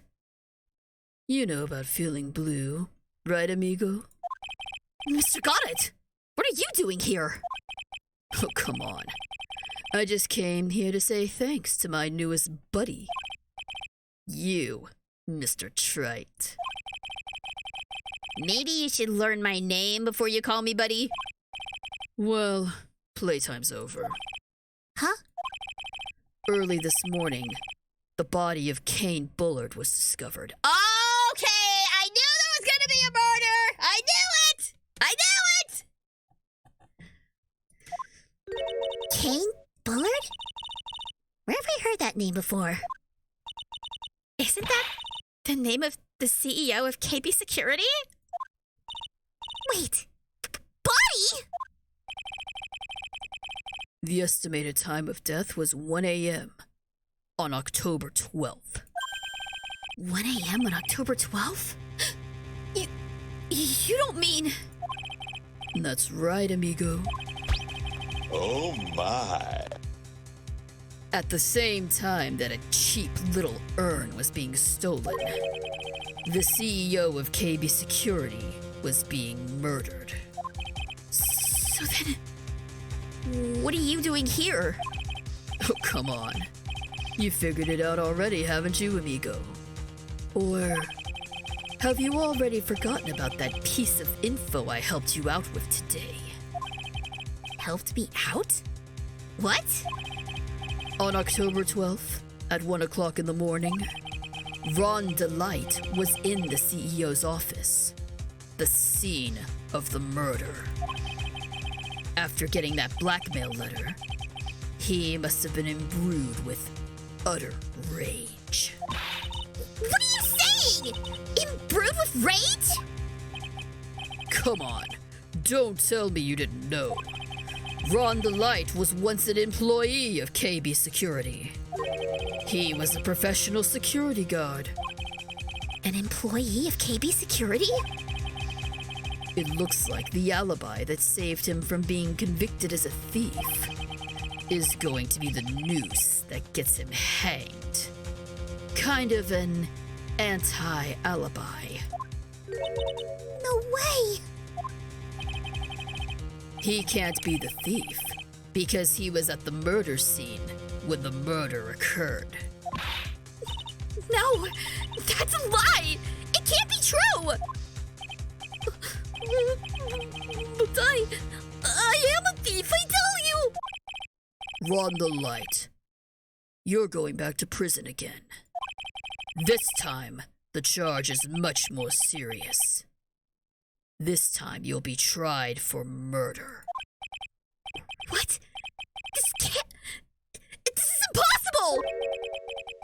I'm looking forward to another exciting showdown, Mr. Trite. You and I aren't through with each other yet. Surely you won't back down from a challenge. You've never been a coward. Mr. Nick, is there something personal between you two? I've returned from the depths of hell to do battle with you. At least let me have some fun while I'm here. This guy... Who the heck is he? He may be quiet, but he's the most dangerous enemy I've ever faced. Well then, time to say goodbye to Mr. Delight.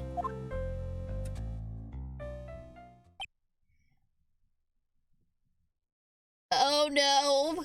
Oh no. Oh, this got bad. Of course. Why was I... Why did I think this was just gonna be a simple theft case? I should have known. Should have known there would be a body involved at some point. Is he cheating on you know who? No, he better not be! He better not be! Speak with a Spanish accent again? Alright. I guess we do like the accent. Oh, he's saying amigo, so yeah, he is definitely Spanish. My hunch was correct. I should have just went with my hunch. Pearl, go read some boy love manga. Yeah. Manga. What the hell did I just say?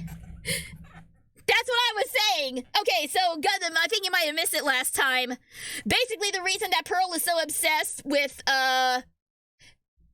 Phoenix and Maya hooking up is because she has grown up around unhappy marriages her entire life. So she's really sensitive to relationships. And Maya just, like, talked Phoenix up constantly, so Maya's under the impression that she and Phoenix are a thing. But no. You just read some BL manga, Pearl. You'll realize it's okay for two guys to be in a relationship and be just as much in love. It's fine. It's fine. Don't worry about it. But you still shouldn't mess around with a married person, though. She was correct about that. Nick, how could this be happening? Right in front of our very eyes. Our client's been arrested for murder. And the one who established his presence at the scene was me.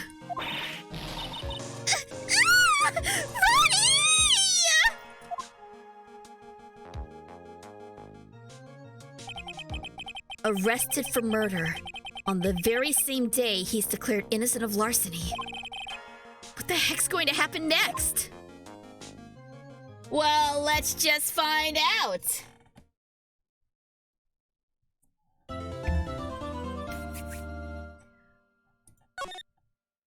Let's just find out what happens next, shall we? Shall we keep going for a little bit? Because now I'm very much interested. Now I'm very much interested. Is Ronnie a bargain basement Dennis Stanton? Maybe. For those of you who have no idea what I'm referring to there, Dennis Stanton is a character in the absolutely wonderful, delightful show that is Murder, She Wrote. He is a former gentleman thief turned security investigator. And he has he has one or two solo episodes in the show, and he is a delight. He is an absolute delight. Not like the delights here, but he's wonderful. He's wonderful. Murder, She Wrote is another one of my favorite shows. It's also on Prime, so go watch it too. But after my stream. Everyone has 2 new shows added to their queue now. You're welcome. Alright, let's keep going. October 13th, 3:02 p.m. Wright & Co. Law Offices. You know, I'm glad we found the urn and all, but poor Mr. Delight got arrested again. Well, supposedly, Mr. Delight was in the CEO's office when the murder occurred. No way, Jose! I don't buy it! But the one who proved that Mr. Delight was there was Mr. Nick himself. At least, from what I can understand. What was he blackmailed for? You know what? I will go back and check my, I don't think it actually mentions it, does it? If you don't want your true identity revealed to the world, come to KB Security at 1 a.m. on October 12th and bring $50,000. If you don't, I'll take that red diamond you received the other day instead. Okay, so that's what it is. His true identity. But if his true identity isn't, Mask to Mask, then what is his true identity? Is Desiree his red diamond? Ooh, maybe? Maybe? Interesting. Is he Master Mask after all? Well, we'll see. We'll see. This is becoming this is very interesting. Looks like you did too good of a job this time, Nick. Well, how about we get started by looking into the KB security murder? I think I'm gonna go head back to Korean Village. I think I'm going to head back to Korean Village for a little while, if that's all right. Sure, but why? I'm gonna bring the sacred urn back and have some people take a look at it. Oh, that's a good idea. I think I'll go with... No, Mystic Maya, you should stay here. I want you two to spend some special quality time together. Full of love and happiness. Oh boy. Curls is so caught up in her fantasy, she forgot there's a murder to solve. Sacred Urn has been given the pearls. Now remember, no fighting, okay? She's gone. Okay, Nick, time to get going on this murder investigation. All right, well then. I did notice that the urn now says Ami instead of I am. And it fits together better too, so... Somebody... Maybe the urn got shattered again, and it got repaired correctly this time. Hence why all the paint splotches are all over it. Well, I guess... Apparently the urn has nothing to do with the case right now, so I guess we'll have to find out about all that later. Let's start by going to the Mask's hideout. Maybe we can talk to Desiree. October 13th, Mask the Mask's hideout. Oh, Nicky boy! Maya! Mr. Light. All I wanted to do was help my dear Ronnie! Yeah, but I guess it ended up hurting his case. Don't say that, Nick! She doesn't need your help beating herself up! Hey, Nicky boy, please! Please help Ronnie! He's not a killer, I swear! My Ronnie wouldn't hurt a fly! Alright, I'll poke around and see what I can find out. Really? Are you serious? Oh, I am so happy. I knew asking for your help was the right thing to do. I don't know what I can do to help anymore. I had no idea Mr. Light had such a vulnerable side. Alright. Tell me about how did Ron score you? That's what I'd like to know. Listen carefully, Nicky boy. My Ronnie would never, ever kill anyone. It's like just not in him. I don't think he would either, Nick. Yeah, but you have to admit, he's got a bit of a temper to him. It's not that hard to imagine him snapping and screaming, "Please die!" He would never say that! Anyway, Mr. Light, he might not be a killer, but he's still going around saying that he's a thief. I already told you, that's just a fantasy for him. Mr. Light, I hate to say it, but you're the one living in a fantasy world. What? How dare you say that to me, Nicky boy? I know everything about my Ronnie. We don't have any secrets between us. Ronnie isn't the thieving type. He's so honest that he wouldn't even sneak a nap. He's so honest that he wouldn't even steal a glance. A thief? The very idea. I guess I just don't get it. Huh? Get what? I just can't understand how they could be so different and yet be such a happy couple. Yeah, they sure are different. Well, I mean, I'm pretty... Phoenix is pretty different from Edgeworth, and yet we're crazy about each other. It's not that hard. Come on now, Nicky boy. It's not that mysterious, is it? It was love at first sight. For me, anyway. What? For you? Okay, no, I need to know how this happened. So, was it really love at first sight when you first met Mr. Delight? Well, maybe not first sight, But Ronnie totally saved my life. He saved your life? I was at work one day when 2 robbers suddenly rushed in.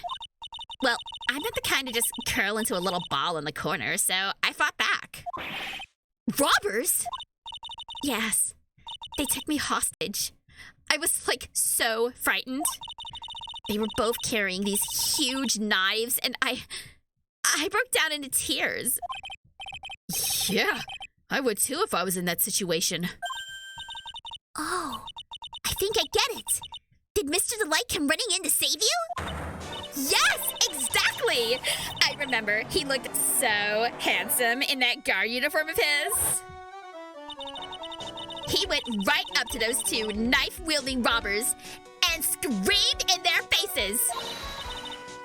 Please, stop it! He screamed. I could see the robbers' faces turning pale. That high-pitched shriek of his does have a surprisingly strong effect on people. Then, crying and swinging his arms like crazy, he attacked the 2 robbers. All by himself. He came to save me, a total stranger, all by himself. He was so scared that he was crying and shaking, but he still risked his life for me. Wow, that's a great story. Yes, he may not look it, but in a tough situation, there is no one better. That's why I fell in love with him like I did. That's so romantic. I'd fall in love too, I guess. Now, wait a minute. Oh, you're off to bed? All right, good night, Gundam. Have a great time. Have a great time. What am I saying? Have a great night. Have a great night. Thanks so much for tuning in. Also, Phoenix, it may not have been against robbers, but you had someone come in and defend you a long time ago. Remember? That explains it!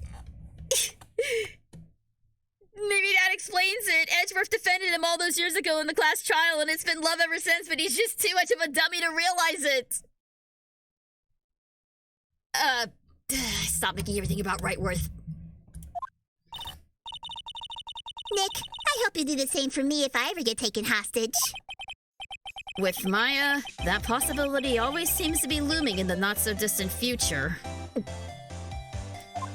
All right, let's find out more about Atme. I hate these kinds of people more than anything. You mean ace detectives? No, I'm fine with ace detectives. Oh, so then you must mean thieves.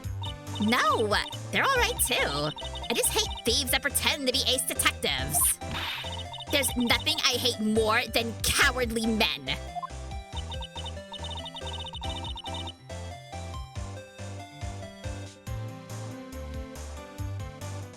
Okay, but how do you rationalize Ron's behavior if you hate cowardly men? How do you rationalize that?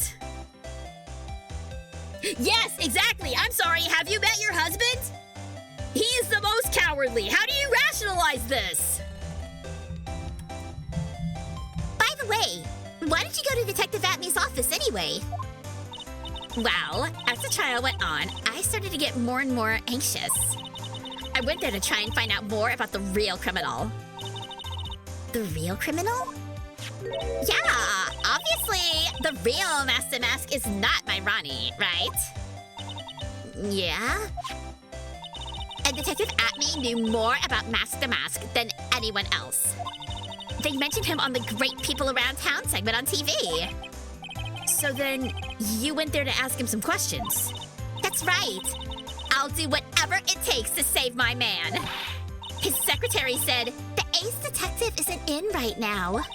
But I forced my way past her and into his hideout. I wouldn't exactly call that office of his a hideout. That bag was sitting right there on top of the table. Oh yeah! We saw that bag there yesterday too! There's nothing lower than someone who would try to pin a crime on someone else. And KB Security.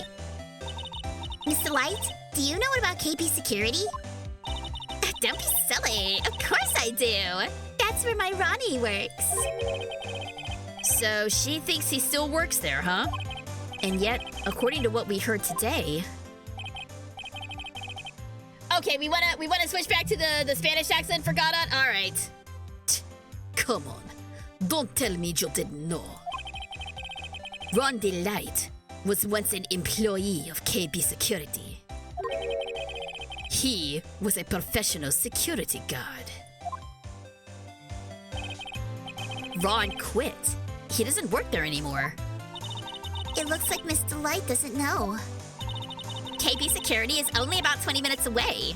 By motorcycle, that is. Larry told me it takes 30 minutes by car. Well, I have to admit I tend to fly pretty fast on my bike. To make it to KB Security that fast? Are you sure you aren't literally flying? Why don't I give you a ride sometime? Or better yet, how about now? No, I'll pass, thanks. Why don't you just tell us where it is and we'll go ourselves? What a scaredy cat you are, Nick. Mr. Light told us the location of KB Security.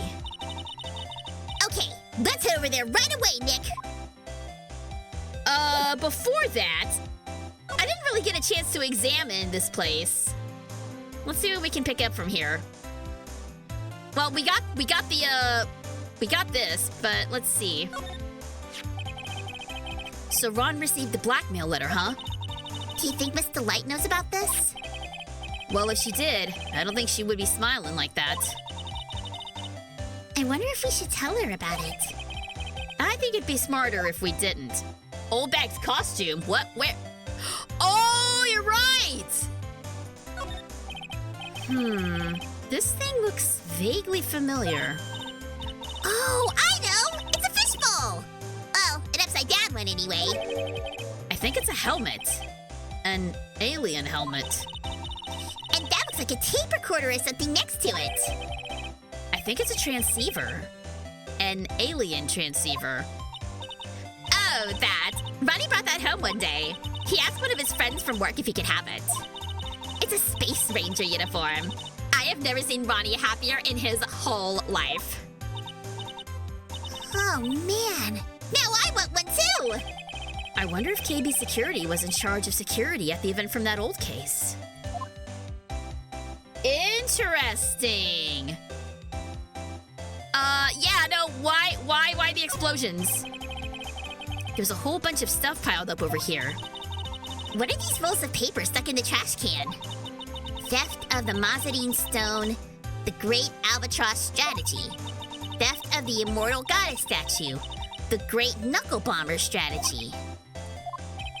Did the police even investigate this place? The police took a look at all of that, you know. Really? Did they say anything? They said it wasn't important. Oh? Don't worry about it, Mickey boy. After all, my Ronnie is just an amateur. Amateur or not, this is cool. Knuckle Bomber! How cool is that? This is just a very large kid. That's all this is. Oh, that's so cute! It's called a hot air balloon, you know. Wow. There's no fooling you. I want to make my own balloon now. I'll even let you ride in it, Nick. That emblem on the balloon is supposed to be top secret. This could convince the courts that Ron Delight is Mask the Mask.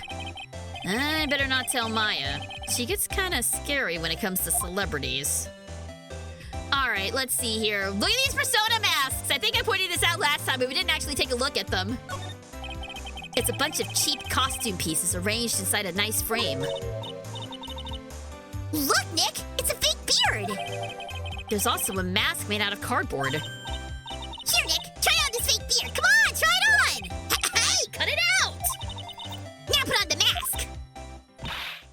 It's Phoenix the Mask! If you like it, feel free to take it home with you. Thanks, but no thanks. I kind of want to see that now. It's Mask the Mask!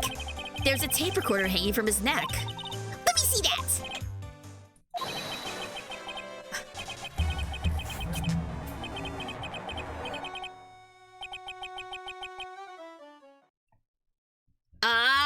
So he records his voice and then plays it over the with something with his costume. That's how he does it. Ronnie used to say that a happy laugh is the lifeblood of a thief. Well, that certainly is a happy-sounding laugh, all right. Yep, and laughing isn't as easy as it sounds. The harder you try, the more fake it sounds. That's true. You know, that is actually true. That is actually true. There have been times where I've done where my characters had to laugh in voice acting, and it is surprisingly hard to make a laugh sound genuine and not fake. So I totally get what they're talking about here. Yeah, Mr. Delight really works hard at his craft, huh? Really? We can't investigate the weapons on the wall? Really? Oh, we can investigate this, but not the weapon. Wait, what is this? Is this a missile? Nick, it's a torpedo! It's hard to believe, but it sure looks real.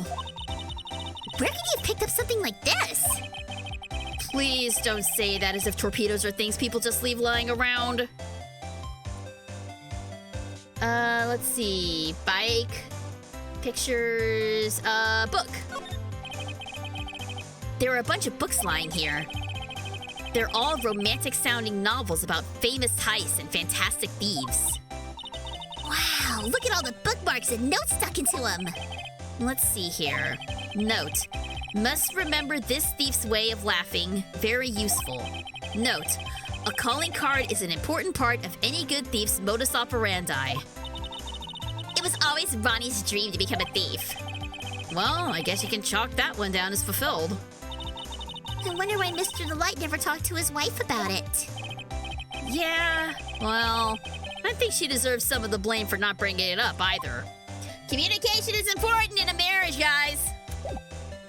All right, let's head to the CEO's office of KB Security and see what we can find here. October 13th, KB Security CEO office. So I guess this is where it all went down, huh? The walls in here look thick, just like you'd expect in a CEO's office. What has that got to do with anything? Oh, hey! It's you guys! Hi, Gumshoe! Oh, it's Detective Gumshoe. Whew, today was a real train wreck for you guys, huh? Sure was, pal! That prosecutor made real fools out of us! Yeah, I feel for you. Wow, that's not like you at all. I thought you'd be more like, Oh, that was great! You guys got what you deserve, pal! or something to that effect. Do I really sound like that to you, pal? If the gumshoe fits. Be nice to him. Well, anyway. The point is, I can tell when someone puts their hearts into their jobs. And I can sympathize when things don't go your way. He's so sweet! Sometimes, I feel like wrong is the only way things go for us detectives. Wow. I had no idea Detective Gumshoe was such a nice guy. Now, if this little love fest is over, maybe we can start investigating? No, it's fine! Gumshoe's a good guy! Gumshoe's a good egg! Detective Gumshoe, tell us what you know about the murder. Okay. But the thing is, I'm really not supposed to.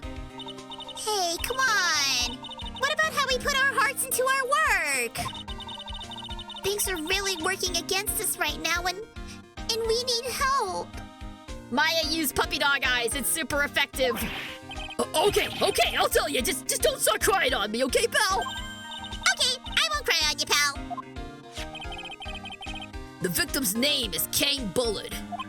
He was the CEO of KB Security, and a pretty big fella in his own right. Yeah, I can tell. His corpse was discovered at 9 o'clock this morning. His estimated time of death was 1 in the morning on October 12th. Cause of death was blunt force trauma to the head. Probably an object in this room. It happened at exactly the same time that Mask the Mask was stealing the urn, huh? Alright, Kane's autopsy report. Time of death, 10:12 at 1 a.m. Cause, cerebral hemorrhaging from blunt trauma to the head. So why did it take almost an entire day to discover the body?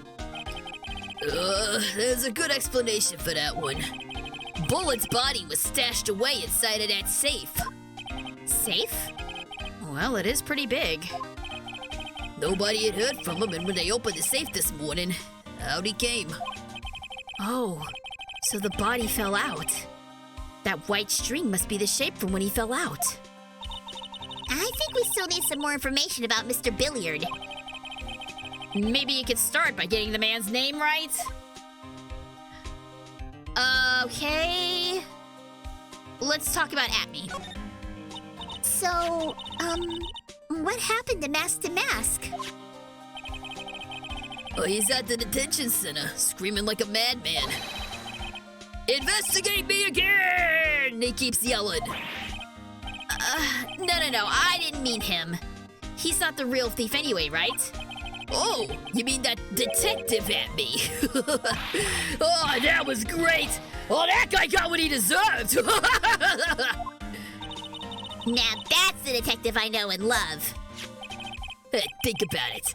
Atme was always around when a calling card showed up, but he always mysteriously disappeared when the heist took place. I was hiding at the crime scene. Yeah, right. That's the lamest thing I've ever heard! That's how you just knew he was the thief! That would explain how he was able to retrieve the stolen item he kept bragging about. Yeah, he just did that to make himself look like a great detective, that's all. But there's this one thing I can't figure out about his first heist. His first heist? Yeah, the Tear of Emanon case. There was a witness on that one. A witness? Here, I saved the newspaper clipping. Since the thief is already under arrest, you guys can keep it. The Gem and the Thief. Hey, this guard here. Haven't I seen him somewhere before? It's pretty small, so it's kind of hard to see, but now that she mentions it... Who is that? Wait, no, who was that?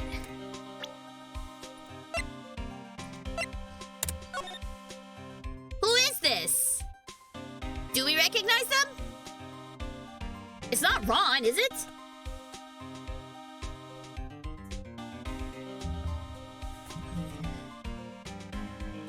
I can't tell who that is. Is it Ron? I mean, that's the only one I can think of, the hair, because of a little bit of hair here.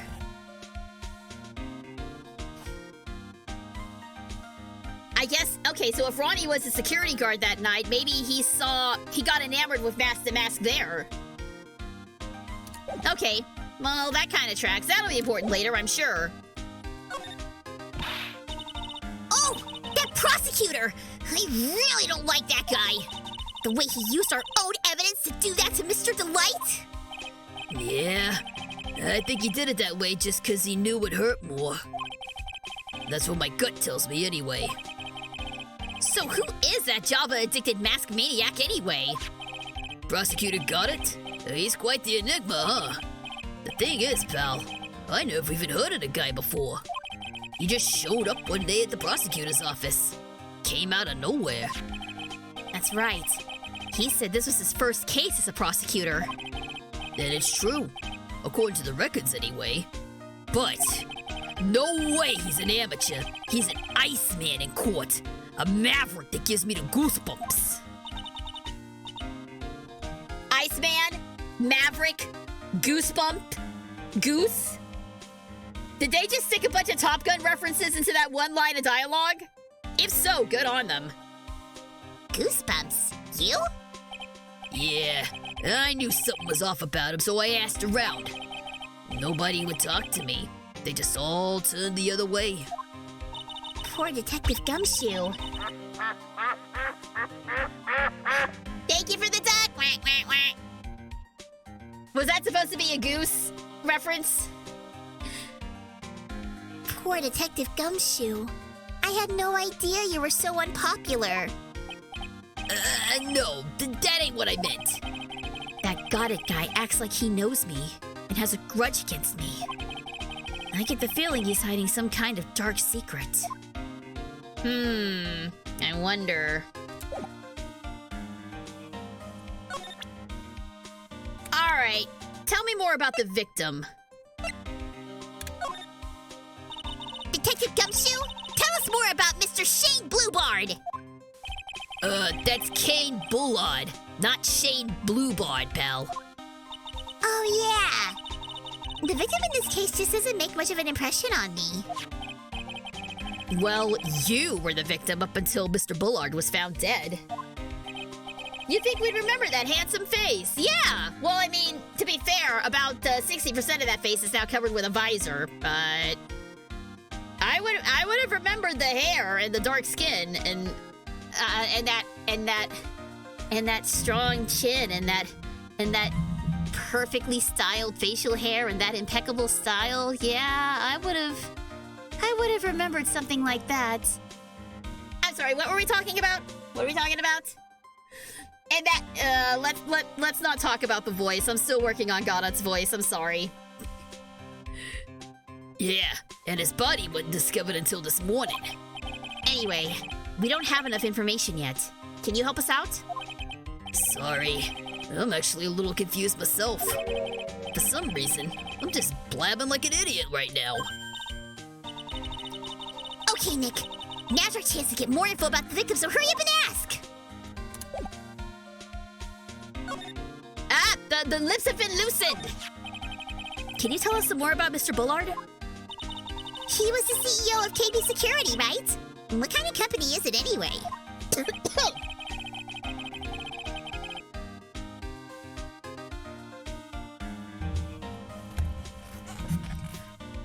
Well, the company basically sends security teams out to buildings to guard him.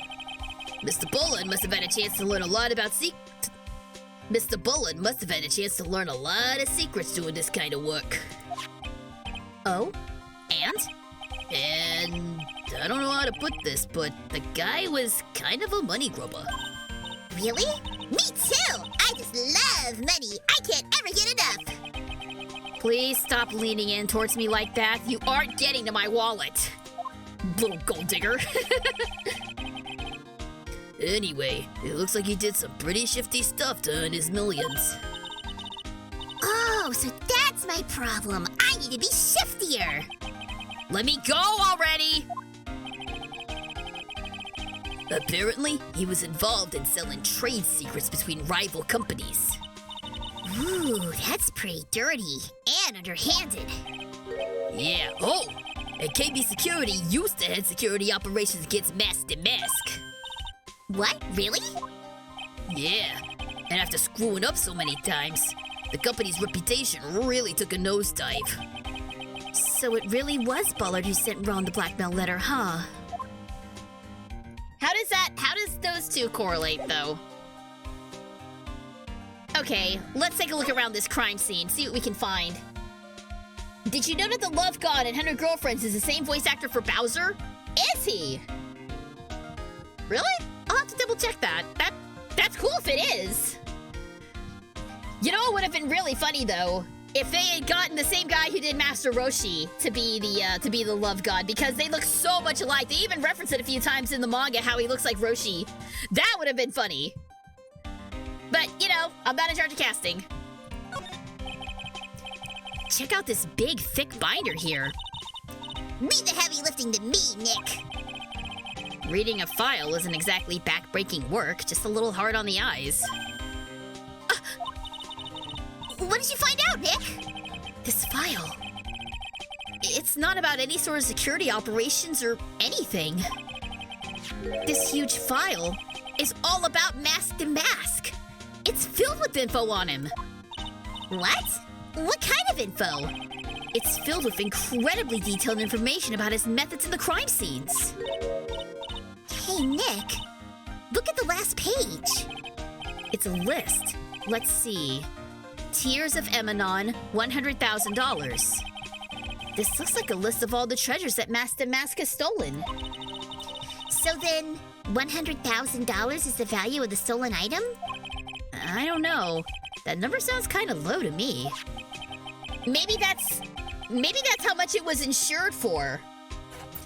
It's not the actual cost of the item, but how much the insurance policy would pay out in the event that something happened to the item. That's how it works, right? Usually the insurance policy pays out way less than what the item's actually worth. I think I better secretly make a copy of this list. That's gonna be important later. How many of the cast members of 100 Girlfriend have you met? I've spoken with a couple of them, but as far as met in person, the only one I've actually met in person is Jim Ferranda, who is our narrator. It's actually a very rare occurrence when voice actors get to meet one another while they're working on the same show. We all go in separately and record our bits independent of each other. So the opportunities that we actually get to see one another is actually quite low. I did not realize that at first. But there you go, a little insider knowledge for you. This rope.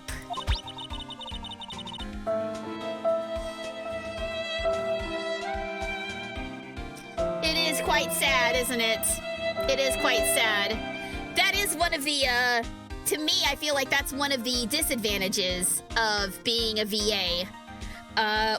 Because if you're working in film and TV and all that stuff, you're around your castmates like 24/7 while you're working on the stuff. For better or for worse. But it's exactly the opposite in voice acting. In fact, the only time voice actors work together like that is if they're recording like for an original animation. Like if you've ever watched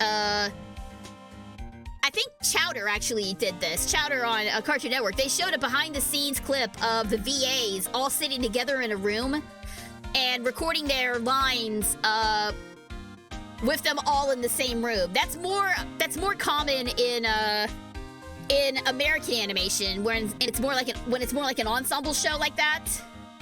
I have not worked on that sort of show. I would love to someday, and I would love to.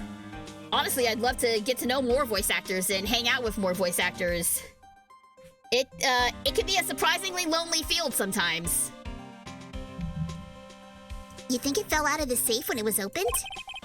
I don't think so. So, you mean... Yeah, I think this string shows where and how the corpse was lying. You mean... the victim... he was killed by... being crushed by the safe door? She can't be serious. Can she? You by now should know how Maya's brain works, Phoenix. Ugh, think about it. A dead guy was laying in here all night. Yeah. Oh, by the way, don't bother asking about fingerprints. There were none. Well, somebody opened this safe on the night of the crime, right? Yeah? And so? Well, if Mr. Bullard's body was hidden in here, it must mean that it was either opened by the killer or the victim, right? Yeah, I guess so. I got some bad news for you, pal. You ready? Okay, shoot. Opening this baby is no piece of cake. There are only a few people who know how to open this safe, pal. Yeah, and? Everyone that knows how to open this safe had airtight alibis. I checked. Everyone except one, that is. I'm almost afraid to ask. Former security chief, Ron DeLight. What? Ron DeLight? He was a security chief? Ron? So he knew how to open the safe, huh? Yep. Sorry for raining on your parade there, pal. Fantastic.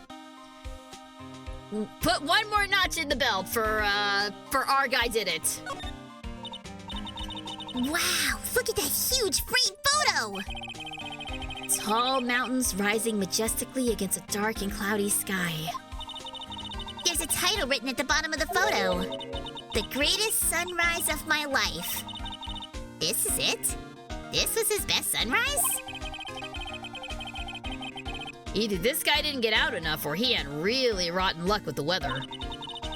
Maybe if he had lived a little longer, he would have seen some better days. That is surprisingly deep, Maya. Oh, whoops. This must be the CEO's desk. It's a lot simpler than I would have thought. Hey, that looks like a super soft chair. Let me try it out just for a second. Ooh, nice. I feel just like a CEO. Hey, you! Whip me up a cup of some really expensive import tea and some scones. Move it! Ah, this is the life. The victim sat in that chair just before he was brutally killed, you know. You're contaminating the crime scene, Maya! Get out of there! Good job. Thanks, Gumshoe. Ooh, there's a button here. Let's see. Maya, why? Why? Hey, cut that out! Don't press that! That was pretty funny. I never knew Detective Gumshoe could jump like that. What is that button anyway? And can we stop with the sound effects? Because it's really loud and annoying. I'm turning it down. I'm turning it down for you guys, but it's still blaring in my headphones. Ah, no! Stop! Stop! There we go. What is that button anyway? Oh, thank goodness.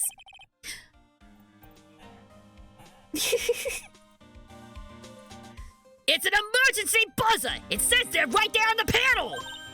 Oops. You're right. It's written right there. Nick, how many times have I told you to read the instructions first? You did it. This alarm's connected to the basement guard room. It's used to summon security up here. Really? Then it's possible on the night of the crime. Ooh, so when the CEO was attacked, do you think that maybe he pressed the buzzer? Yeah, I thought about that, so I asked around down there. But they say the buzzer never went off that night. Also, we couldn't find any fingerprints on the buzzer. Mr. Bullard, the victim, wasn't wearing any gloves, by the way. Just so you know. I think we'd better go and talk to that guard about this emergency buzzer. Okay, CEO office buzzer connects to the guard office. There are no fingerprints. And let's see what this is. These look like some kind of bookshelf rolling cabinet hybrid. I can't get in between these two shelves. Don't strain yourself trying. It looks like the shelves are controlled by a special panel. So I guess it's one shelf at a time, huh? Looks like they're filled with bunches of files. Yeah, files filled with data about security jobs they were hired to handle. Someone could easily get crushed in one of those. In fact, I think there's a puzzle in Resident Evil to that effect that if you don't do it right, you get smushed. It'd be a good night's reading if you got insomnia. I was hoping for something a little bit more exciting, like UFOs or something. Okay, that appears to be everything. Okay, onward to the security room. Oh, that's a familiar looking yellow-red jacket. A yellow-orange jacket, I mean. Wow, this is really something else. For a security guard office, it sure doesn't feel very secure. KB security guard. Uh-oh. I just remembered. Larry might be... Hey, Nick! What's up? Hi, Larry. Ugh, so he is here. Yo, how's it hanging, dude? And you got my sweet little Maya with you, too. Why are you suddenly creeping on Maya? Did she... How old is Maya right now?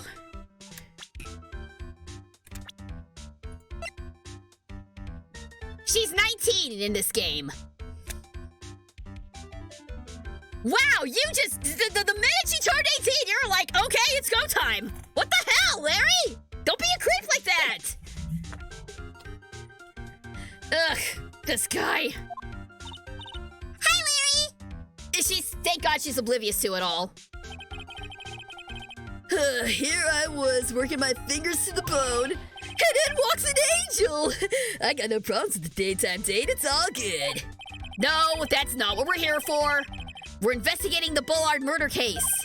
Huh? Oh yeah, that's right! You're a lawyer, aren't you? He's so hopelessly clueless. Well, if it's about the murder case, boy, have I got some good info for you! Really? What is it?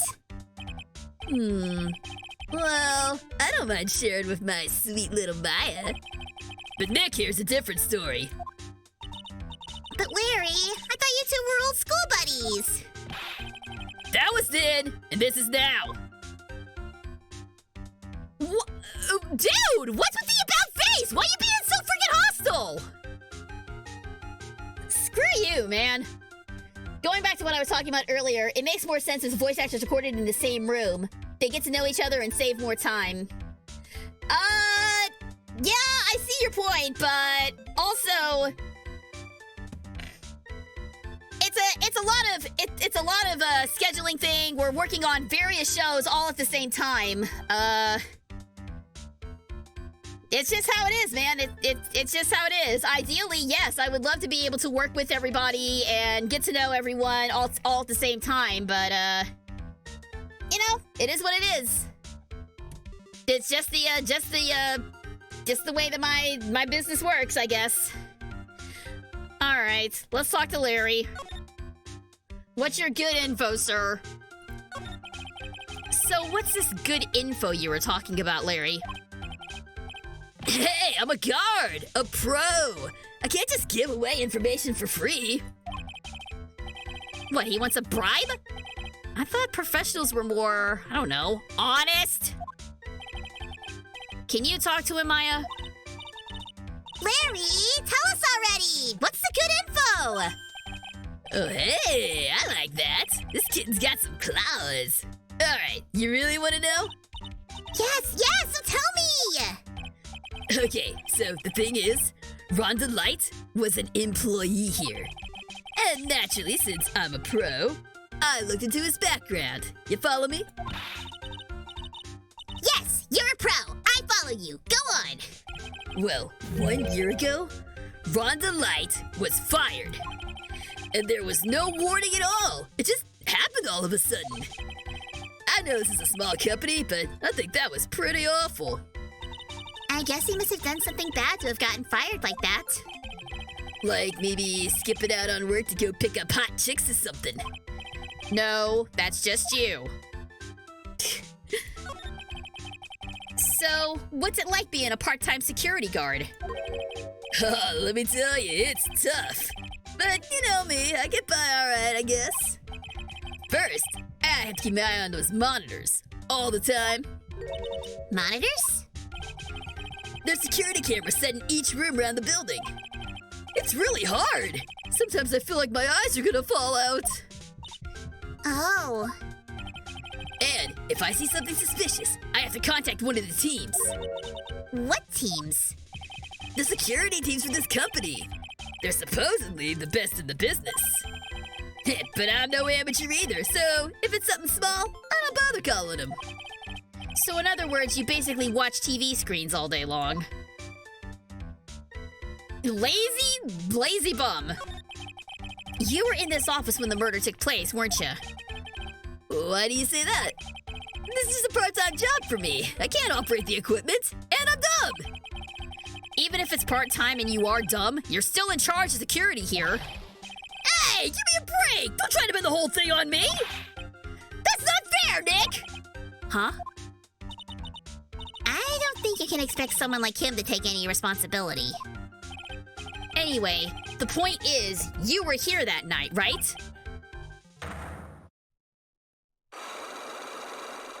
Yeah, I figured.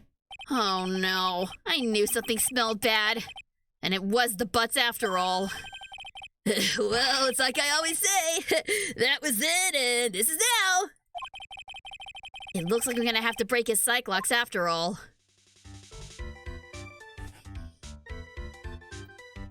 So I wonder if I have everything to break it. You know what, just in case I don't, let's examine this room first and see if there's something that I can pick up.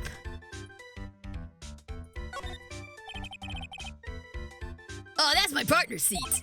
Your partner? Well, that's what I call her. She's my superior, actually. Kind of a weird old lady. Oh, God! There's tea spilt all over that machine, you know. Don't worry about it. Just the other day, I spilled some chocolate milk on mine. It still works fine. More or less. They really know how to build them, I guess. I think I know who his partner is. Something's written on this poster in fine print. A guard's 5 commandments. Wow, this sounds serious. Let's see what it says. Number 1, obey thy superior. Number 2, respect thy superior. Number 3, smile at thy superior. Number 4, salute thy superior. Number 5, buy donuts for thy superior upon command. It's signed... There she is, Miss Oldbag. It's signed Wendy Oldbag, head supervisor. She's one tough old bird, let me tell you. Cross her, and you'll come face to face with her real, genuine ray gun. Yeah, sounds scary, all right. Well, fortunately, she's on vacation. That's why I'm so relaxed right now. Oh, so I guess we won't be seeing Oldbag after all, but good to know that she's still kicking around, I guess.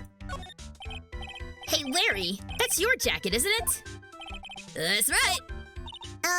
Did you know you hung it right on top of some kind of lever? Oh yeah, sure. I was told to never ever touch that lever. She scowled and huffed at me. Something terrible will happen if you do. Got it, Greenhorn? So, why hang your jacket on such an important lever? Because it got me curious. If the jacket's weight pulls the lever down, that's what they call an accident. Doesn't the suspense just kill you? Don't you want to know what'll happen? Huh? It's true. It's killing me, too. What about you, Nick? Yeah, but for a different reason. Oh boy, this close to quarters with Oldbag would be a nightmare. Wow, take a look at these things here. Hey, Larry, what are they? Did you say Hey, man, it's not like I have to know what they are to do my job. I always thought they were just some kind of decoration or something. Oh boy. How did this guy ever get a job here anyway? Those screens there show what's going on all over the building. Everywhere. And it's my job to keep a steady eye on them. All of them. I wouldn't sound so smug if I were you. Can you watch regular TV on these too? If anyone would sit here and watch TV instead of working, it's Larry. Hey, Maya, I'm a pro, okay? Besides, you can't get regular TV on it.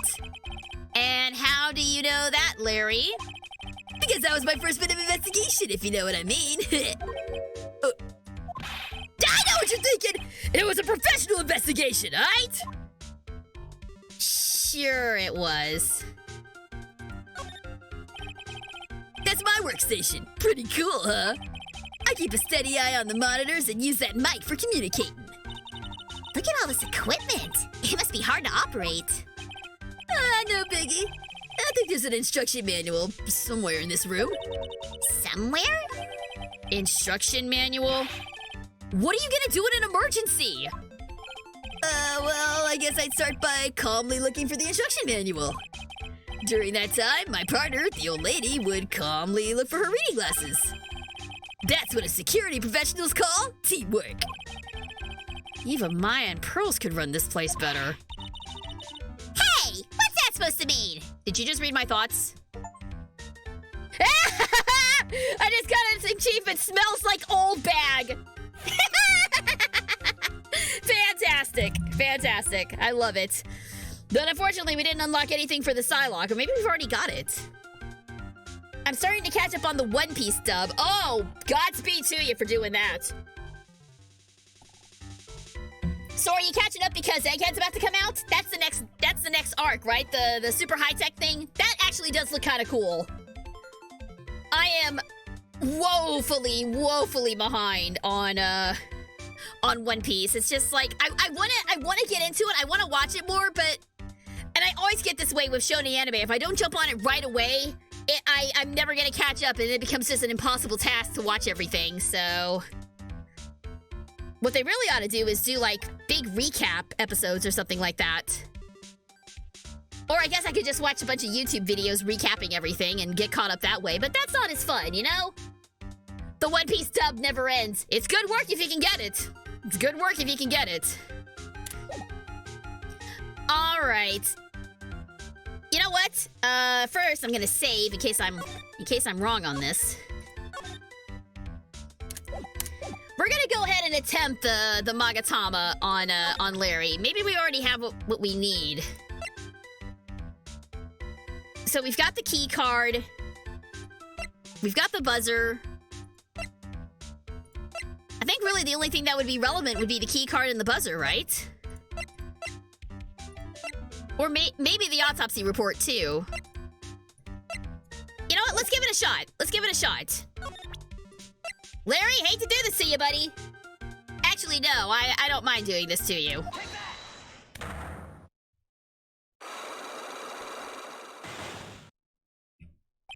The night of the crime. On the night of the crime, were you working hard like you were supposed to? What? Huh? Of course I was! Why wouldn't I have been? But didn't you sneak out of work just yesterday to go see Miss Delight? But that was that, and this is this. Is there any chance that you snuck out of work last night too? Never! I didn't sneak out. I'll tell you what, I'll even bet you $1. $1? Wow, now that's confidence. What's with that drenched in the rain puppy look on your face? Do you have evidence that I left my position, or are you just pulling my chain? Well, I mean, there's several chains to choose from here, but that's beside the point. The evidence that Larry was not manning his station when the murder happened.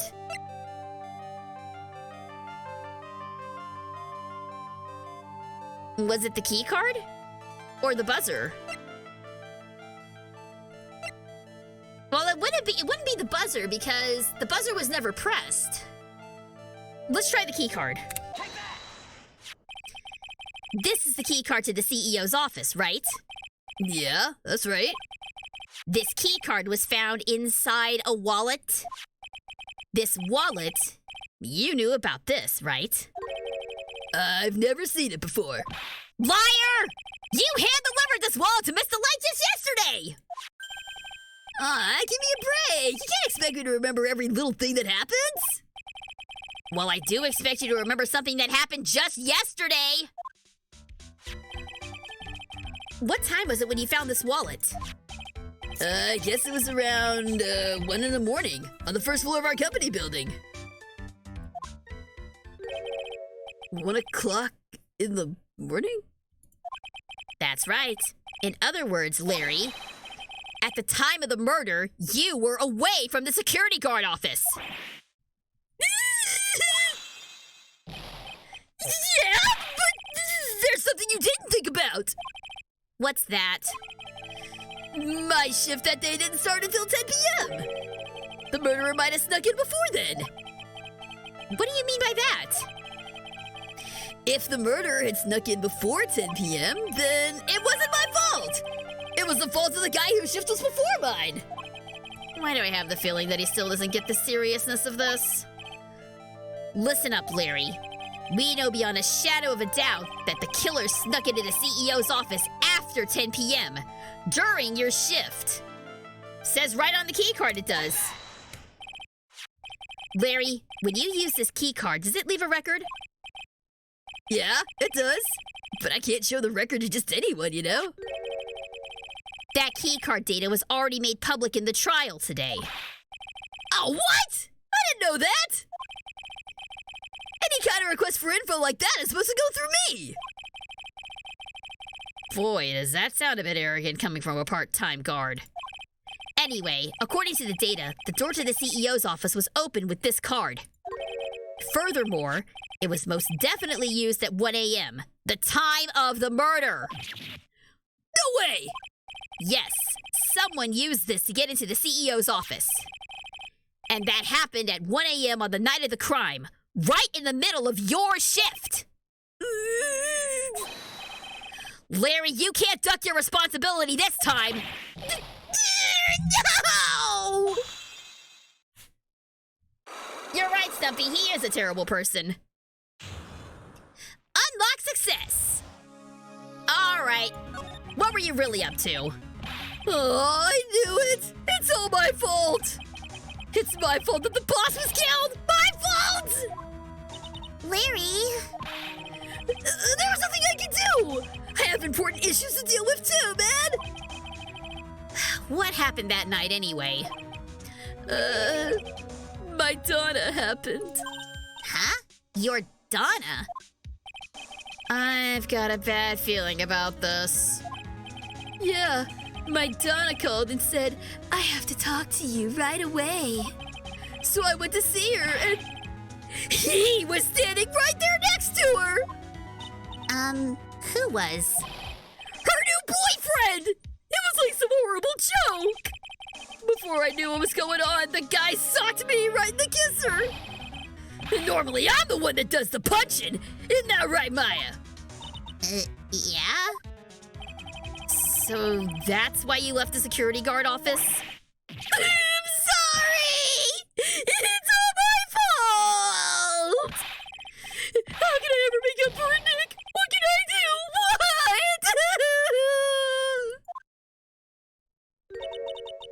He's curled up on the floor, crying like a baby. Oh boy. Nick, is there anything I can do? Anything? Just name it! I'll do whatever I have to make up for it! I swear I will! Larry! Hey, Nick, as long as he's offering, why don't you show him the evidence we've got? Oh, she's right. Maybe we'll get at least one bit of useful information from him. Nick! I like doing whiny Larry's voice. He's fun. It's fun to be a whiny little punk sometimes. All right. What can you tell us about the buzzer, Larry? The buzzer in the CEO's office is directly connected to this room, right? That's right! Just like my heart is connected to yours, Maya. Huh? Go ahead, Maya. Press the buzzer in your heart. I promise I'll come running to your rescue, like the professional guard I am. Wow, that was pretty good. Thanks, I try. You know, I'm sorry to think that these two may not be such a bad match for each other. They're both complete idiots. Do you think you could tell us about the buzzer now? Yes, please tell us. Okay, I guess so. Prepare to be wowed. All right. This better be good. I accidentally pressed the buzzer earlier. Oh yeah, I heard it. So that was you, huh? You're a security guard, aren't you? Why didn't you come to the CEO's office? Well, this is the third floor of the basement. The CEO's office is on the first floor. I thought it'd be a good idea to adopt a wait-and-see approach. Plus, there's a police detective here, right? I just didn't think it was necessary. It's as if he's trying to win an award for the laziest person on the planet. Let's get back to talking about the night of the murder, okay? Is it true that the buzzer didn't go off that night? There must be a record, right? You must have had a look at it, right? Of course I did! And I couldn't possibly have made a mistake either. Do you think you could take just one more look for me? Pretty please? Oh, okay. I just can't say no to you, Maya. What do you think, Nick? He's probably right. I don't think even Larry can make a mistake like... Never mind. Ah! What is it? What's wrong? I made a mistake! Huh? But how? It can't be. It's impossible! Okay, enough already. What about the records? That night, it went off just once. In the morning. At around 1 a.m. 1 a.m.? That's when the murder happened! Really? Are you serious? That's terrible. It can't be. The buzzer went off once at 1:02 a.m. on October 12th. 1:02. That's a 2-minute gap. Interesting.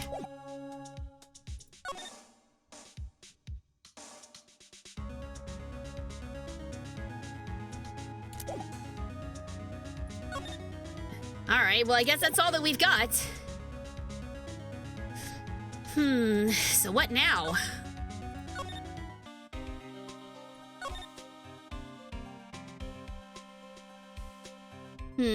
Let's head back to Lordly Taylor for now.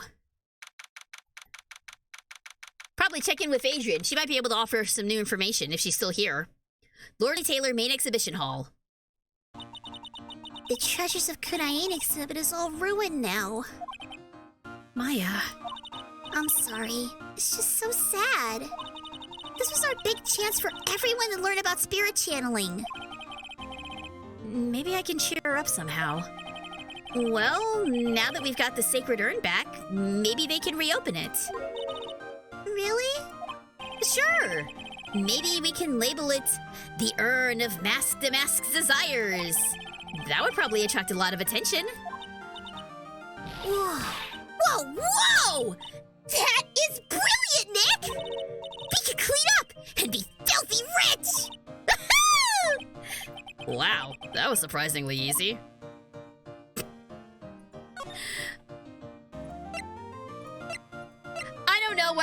Sometimes I don't know whether I love Maya or can't stand Maya. It leans more on the side of love. October 13th, Lordly Taylor Basement Warehouse. Ah, there she is. There's our nervous Samus Aran. Oh, it's you, Mr. Wright. Miss Andrews, what's she still hanging around down here for? So, how's it going? What about the sacred urn? The urn? Oh, that. It's been taken care of already. What do you mean, oh, that? Taken care of? Do you mean it's been found? Yep. It was brought in during the trial today. Wow, really? Oh, you really are the greatest, Mr. Wright. Mr. Wright had nothing to do with it. It was Master Mask's wife that found it. Well, anyway, I'm so relieved. She does look much better with a smile on her face, doesn't she? Now you understand why I don't... Okay, so full disclosure, I have only killed somebody once during The Sims 4. Actually, not even Sims 4. In my entire time playing The Sims, I've only killed somebody once, intentionally. One time was an accident because the fire spread quicker than I could get it out and I lost somebody. But I've only killed somebody once intentionally in The Sims 4, in The Sims 3, it was 3, not 4. I felt so bad about it. I felt so bad about it that I restarted the game with a brand new file because I was so upset. I have a really tough time killing characters off in a game. Well, I mean characters that are like part of my party or part of my group or that I become emotionally attached to. I have a really tough time doing that. Like, I know that everyone is like, oh, the best part of The Sims is that you get to cause silly deaths to everybody. I don't like doing that!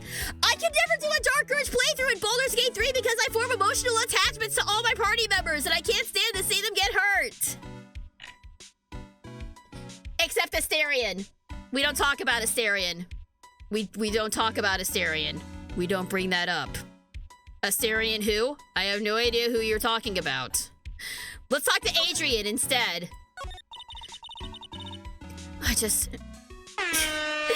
Let's go! Thank you, Stumpy. I just heard all about it on the news. So that detective was actually the thief all along. It looks that way right now. It's my fault.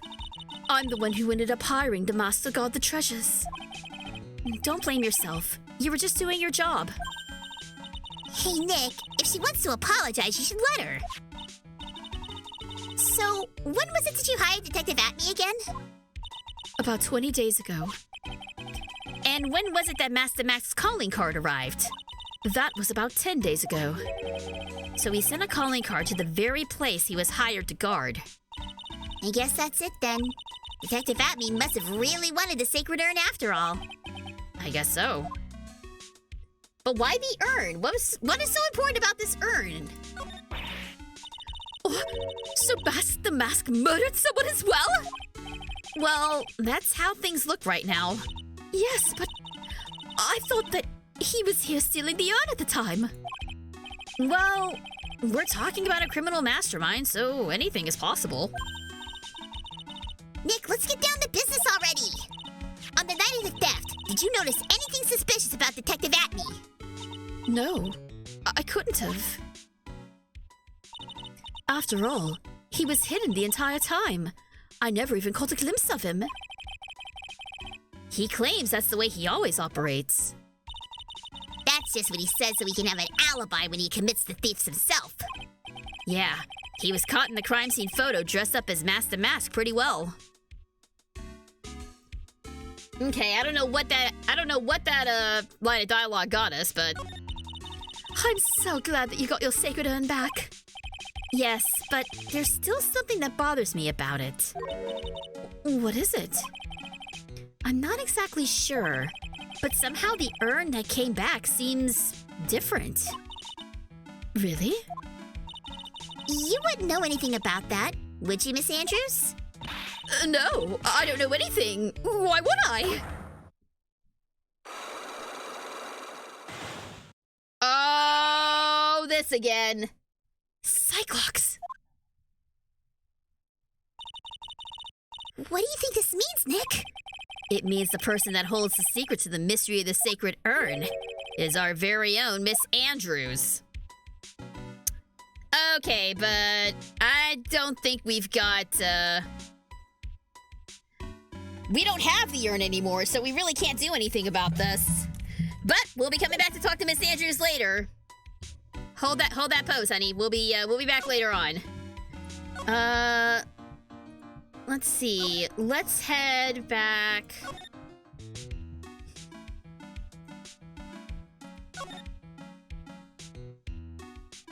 Yeah, we didn't talk to Maya, I just realized, before we left, so what do we do now? Isn't it obvious? We should get out there and investigate the murder! Well, first, we need to find out exactly where KB Security is located. Oh, okay, this is... We should have done this beforehand, but, I completely forgot to talk to Maya before we headed out. She's generally harder to break than that, though. Yeah, but Miss Andrews has softened up considerably since the last time we spoke with her. So... She's not as... We know now she's not as calm and collected as she appears. Motorcycles? You're not thinking of getting one, are you? I'm not the same little Maya who used to be happy with her dinky little bike, Nicky boy. Speaking of asking around, I've got a few questions of my own for Mr. Delight. Okay, well, let's make sure to go to the detention center, too. You must be relieved we got the sacred urn back, huh? You bet! But there's something a little different about it. Hmm? Don't hide me! It's pretty obvious, isn't it? I mean, take a look at this. It clearly says I am on the urn in the poster. But the urn we got back says Ami, like it always used to. Oh yeah, you're right. Plus, the vase has pink splotches on it now. I'm sure they weren't there before. Maya doesn't know, but 1 year ago, when the urn was broken, the repairer accidentally turned Mystigami's name into I Am. And that repairer was one mechanically unskilled Little Pearls. But still, I don't remember ever seeing pink splotches on it. Is it possible that the urn's a fake? I'm sure Pearls will find out about that when she gets back to Kurain Village. Yeah, I suppose. Now that I think about it, Maya hasn't been back to Kurain Village in a long time. So, I guess people still go to Kurain Village to do their training, right? Yep. If you want to become a spirit medium, you need to undergo severe training. So, why haven't you been training lately, Maya? Well, lately, I've been thinking of heading to a channeling dojo to do just that. A channeling dojo, huh? Sounds pretty serious, whatever that is. If you're going to train, you have to be serious. Otherwise, real tragedies can happen. Is that what happened? Oh, she's still thinking about what happened last year. Is what happened last year still bothering you?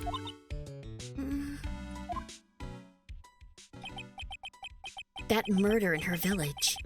It happened because the power of channeling was misused. When a medium uses the Kurain technique, she temporarily loses her own will.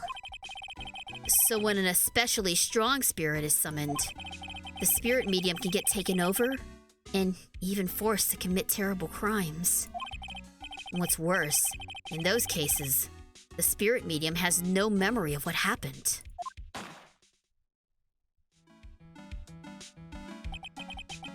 I mean, that is pretty scary to not have control over your own faculties, not even remember anything, and then find out you come to and realize that you've done some really awful stuff. I can understand how that would be traumatizing for Maya. I do feel for her. That murder, it wasn't your fault, Maya. You know that, don't you? I suppose not, but I guess I'm still a bit shaken up, that's all. It sounds like being the master of Kurain is going to be a heavy responsibility. Maya! You're doing your best, sweetie. You're doing your best. Alright, let's go talk to Ron. October 13th, Detention Center Visitors Room. Ah! Mr. Wright! Mr. Delight, did they finish their interrogation? Yes, but please don't leave me alone anymore! Hey! We got a new follower! Thank you very much, Nocturnalina, for the follow! Thank you, thank you! I really appreciate your support! Thanks so much for supporting me in the channel! Hope you're enjoying today's stream! Yes, but please don't leave me alone anymore! Mr. Delight, you lied to us before, didn't you? Well, you'll see. Your avatar is great! Oh, thank you! Thank you so much! I appreciate it! There's still a little jank involved, but thank you so much! That's very kind of you to say. Yes, the artwork was actually done by my moderator Stumpy, and I did the rigging for the model. So it was a collaborative effort, and I'm really, really glad you enjoy it. Thank you. That's very kind of you. Wait, what are we calling ourselves? That's a good question. I actually I've been streaming for almost a year, and I still don't have a set upon name for the chat. We can't use Geek Squad because that's already taken by Best Buy. I don't want to be copyright infringing. I've always welcomed you guys as my fellow geeks. So I don't know. If you guys have any suggestions for what I can call the chat, let me know. Otherwise, it's fellow geeks. At least for now. Unless I come up with a better option. On the same night the sacred urn was stolen from Lordly Taylor Department Store, a blackmail letter you got summoned you to KB Security to hand over some money. And then, that's where the CEO, Kane Bullard, was murdered. But there's only one Ron Delight, am I right? So the only question is, where were you that night?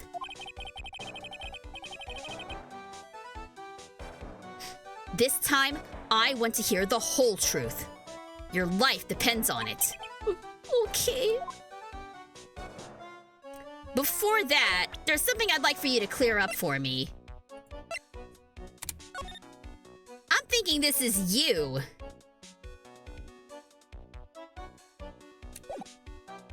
Is this you in this newspaper article, sir? Hey! This is an article about my debut heist! Boy, that was a tough one. Before I knew it, they were hot on my trail. But Mask the Mask, he must have gotten away, right? It says in the article that he disappeared. That's right! I got a sudden burst of inspiration. I hid my Mask the Mask costume in a nearby plastic bucket. Then, I quickly changed into my security guard uniform. Pretty clever, huh? Wow, awesome! Hey, hold the phone. A guard in this photo. Is this you, Mr. Delight? That's right. Nice trick, if I do say so myself. Nice and easy to figure out. Even pearls could see through that in a heartbeat. Alright, so yeah, you're right, Stumpy, it was Ron. But, as you might expect, Detective Atme found out the disguise. He truly deserves the title of Ace Detective. Detective Atme found the Mask disguise? That's interesting. Yes, and I heard that he brought it home with him. So that's it. That's when Atme got his hands on this. Thanks to that, I got the chance to remake my costume. That must have been really time-consuming, huh? Yes, it took quite a while to complete. Anyway, a few days after that, I received the first of the blackmail letters. Blackmail letters? Plural? You got them starting when? Tell me more, now! Hey, calm down! Don't get so worked up! Oh, I'm gonna get worked up. You've been jerking us around this whole time, dude. Start telling us everything. I don't care how cute and shoujo-esque you are. You need to start telling me this stuff. Mr. Delight, do you still insist that you were Mask the Mask? Isn't that what I've been saying since yesterday? That was a quick response. Tell me about it. To be honest, it's starting to get irritating. But listen, Mr. Delight. At the trial today, we learned the true identity of the thief, didn't we?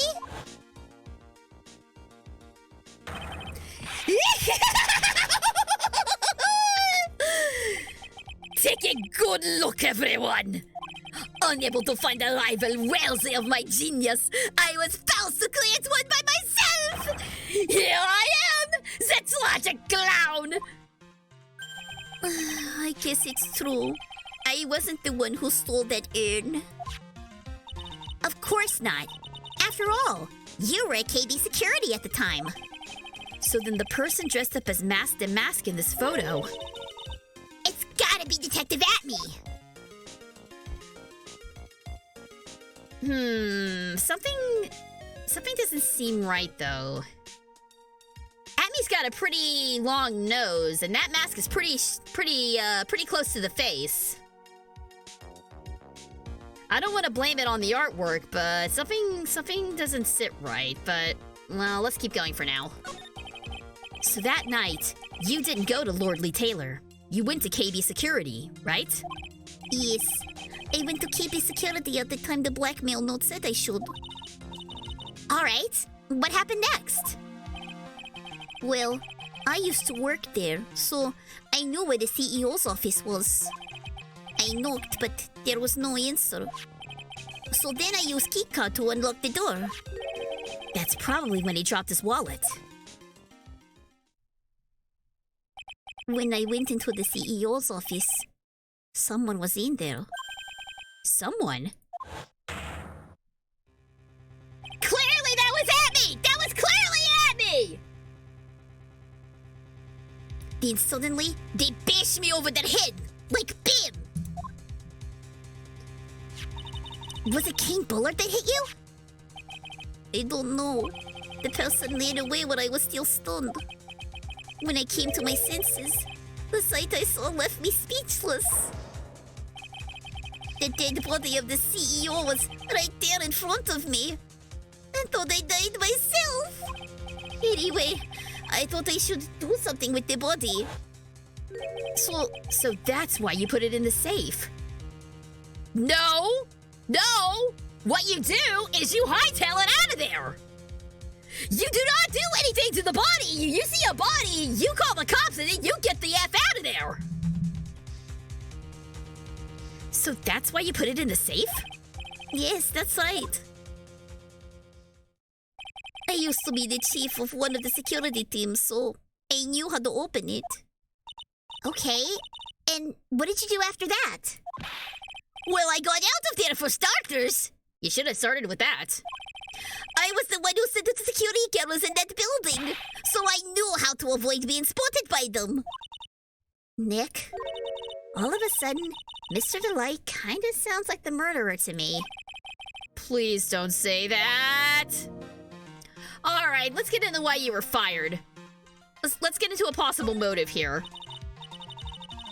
Mr. Delight, is it true that 1 year ago, you were forced to quit KB Security?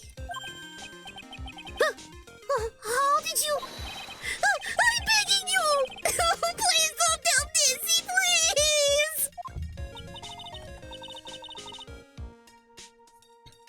please! Running out of water here. Don't worry! We haven't told anyone yet. Oh, thank goodness. No, but I'll suppose I have to tell her sometime. She's gonna... Why have you been hiding it from her anyway? Dizzy would despise me if she ever found out I was living a life of crime. A criminal, a thief. She would never forgive me.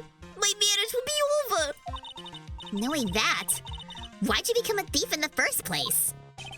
Because Dizzy spends money like it's water. There's no job in the world that could bring in enough money. Except being a thief. At least, that's what I thought anyway. So he became masked and masked. He became masked and masked for Desi, huh? Yep, you called it. It was all for love. And income. Alright, let's talk about the... Oh, thank you. I had more water brought to me. Let's talk about the blackmail letter. This blackmail letter. Is this the first one you got? No, of course not. But this is the first one that ever called me out to a specific location. So did you start receiving blackmail letters after this incident? Yes, just a few days after the Tale of Emanon heist. That first letter, it said, I know you did it. So someone found out about your true identity just like that? It's not easy being a master thief, you know? I've got proof that it was you, so give up, it went on to say. So in the end, I had to give up the treasure I went to all that trouble to steal. Is that right? Hey, hang on a second, what do you mean you had to give it up? Oh, don't worry. After I put the jewel in the safe deposit box the letter specified, someone sent me $10,000. No one said anything about me being worried, you know. After that, I started getting the plans in the mail. Plans? What plans? What are these plans you're talking about? They are instructions on how to steal a crown or a painting or some other sort of rare treasure. They show security blind spots, escape routes, and even suggested training methods. So you mean that the one who planned the heist wasn't you? Yeah, it wasn't. I only planned the very first one. After that, I received plans for some very kind person. Incredibly detailed plans. It sounds like Mr. Delight is thankful to the person that was blackmailing him. So Ron Delight was mask to mask after all. But someone else behind the thefts. Someone who planned them all out in detail. So what is going on here? All I had to do was deposit the treasures I stole into the safe deposit box. Then I just waited for the cash to come in the mail. Could you try not to look so gleeful about it? So you went after the sacred urn because of one of those plans too? Well, you see, truth is, I've never seen the urn. All I did was follow the instructions and steal what I was told to steal. Mr. Delight, is everything you've just told me the truth? Yes, but please, don't tell Desi, okay? Ron's testimony from the mask's second heist on, he was stealing as directed by blackmail letters. That's interesting! So then who's really pulling the strings here? Ron, before we go, there's one more thing I want to ask you. Yes, but please don't hurt me. Mr. Kane Bullard, do you swear that it wasn't you who killed him? Yes, of course! I could never! I'm not lying! All I did was hide his body in the safe. But then I was afraid they'd discover what I did, so I turned myself in yesterday. Why? Well, if the judge had ruled that I was guilty of robbery, then I'd have an alibi, right? I guess so. You're really clever, Mr. Delight. I guess I have no choice but to take Mr. Delight at his word. You think it was at me? He made a master thief just to show off how clever he was. Oh, maybe. He's crazy enough to pull something like that. That's interesting. Ugh, I hate Abby even more now. Well, there's only one person this could be. Mystic Maya! Hey, Pearly! I like Pearl's little music, it's so cute. I'm back! Oh, hey, Pearls. So what have you been up to this whole time? The secret urn, Mr. Nick! I took it back to Curly and Phyllis to have it examined. And? What did you find out? Well, there's no need to worry. They said it's the real urn. That's a relief. I was really worried. But there's one small problem. Problem? These cute little pink splotches. They said that it's paint. And that they were put on the urn recently. Why are we talking about the pink splotches again? What's the big deal? What's the big deal? We gotta find out how they got there. That's the big deal. Yes, Mr. Nick. We gotta find out how they got there. Okay. We'll go find out how they got there. Please don't forget about me. Sacred urn found at Abby's office covered in pink splotches, but it's the genuine article. Well, I think I know someone who can tell us how those splotches came to be. Let's head back.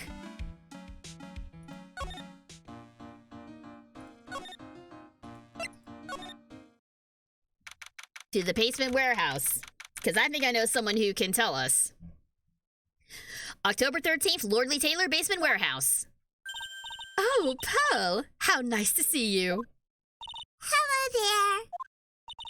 I haven't seen you around lately. What have you been up to? Well, actually, I was having this urn examined. Oh, I see. Maybe if we take another good look at this urn, we can figure out the mystery of what actually happened here. Nick, let's look around one more time. All right. Let's take another look. Let's start with the box. I'm just looking for anything that's got pink paint on it. This box, there's something about it that's bothering me.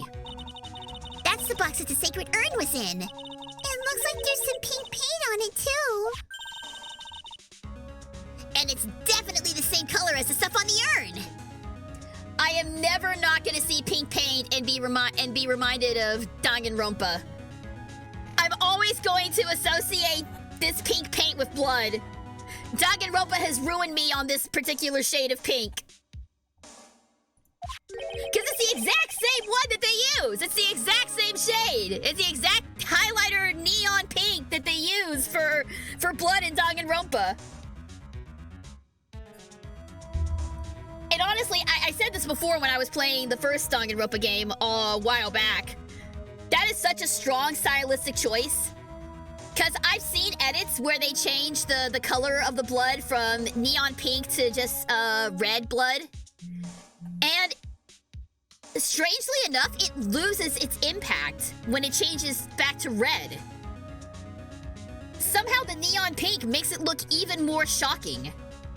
And I don't know if that was an intentional choice or if that's something that they had to do to censor the game in Japan. But it left a strong impact. Like, you change it back to red and it loses its impact. It's a really strong stylistic choice. And it's one of the things that it's one of the things about the game that like really attracted me to it. Not the pink blood, but like the whole style of the game was like nothing I had ever seen before. Prior to that, I didn't really play a lot of visual novels. And also the whole style of it being like a pop-up book. The wild decor of the school with all the different lighting and crazy wallpaper and everything. It was really cool. Super stylish game. If you can get me in on the style, you'll definitely catch my eye. I feel the same way about Persona 5. That game just oozes style all over the place. Both very stylish games, both dealing with mysteries and murder and all sorts of fun stuff. Yeah. That's a good point, Stumpy. It's color theory. Dull red doesn't catch the eye as much as neon highlighter pink, and it serves to kind of censor the game somewhat.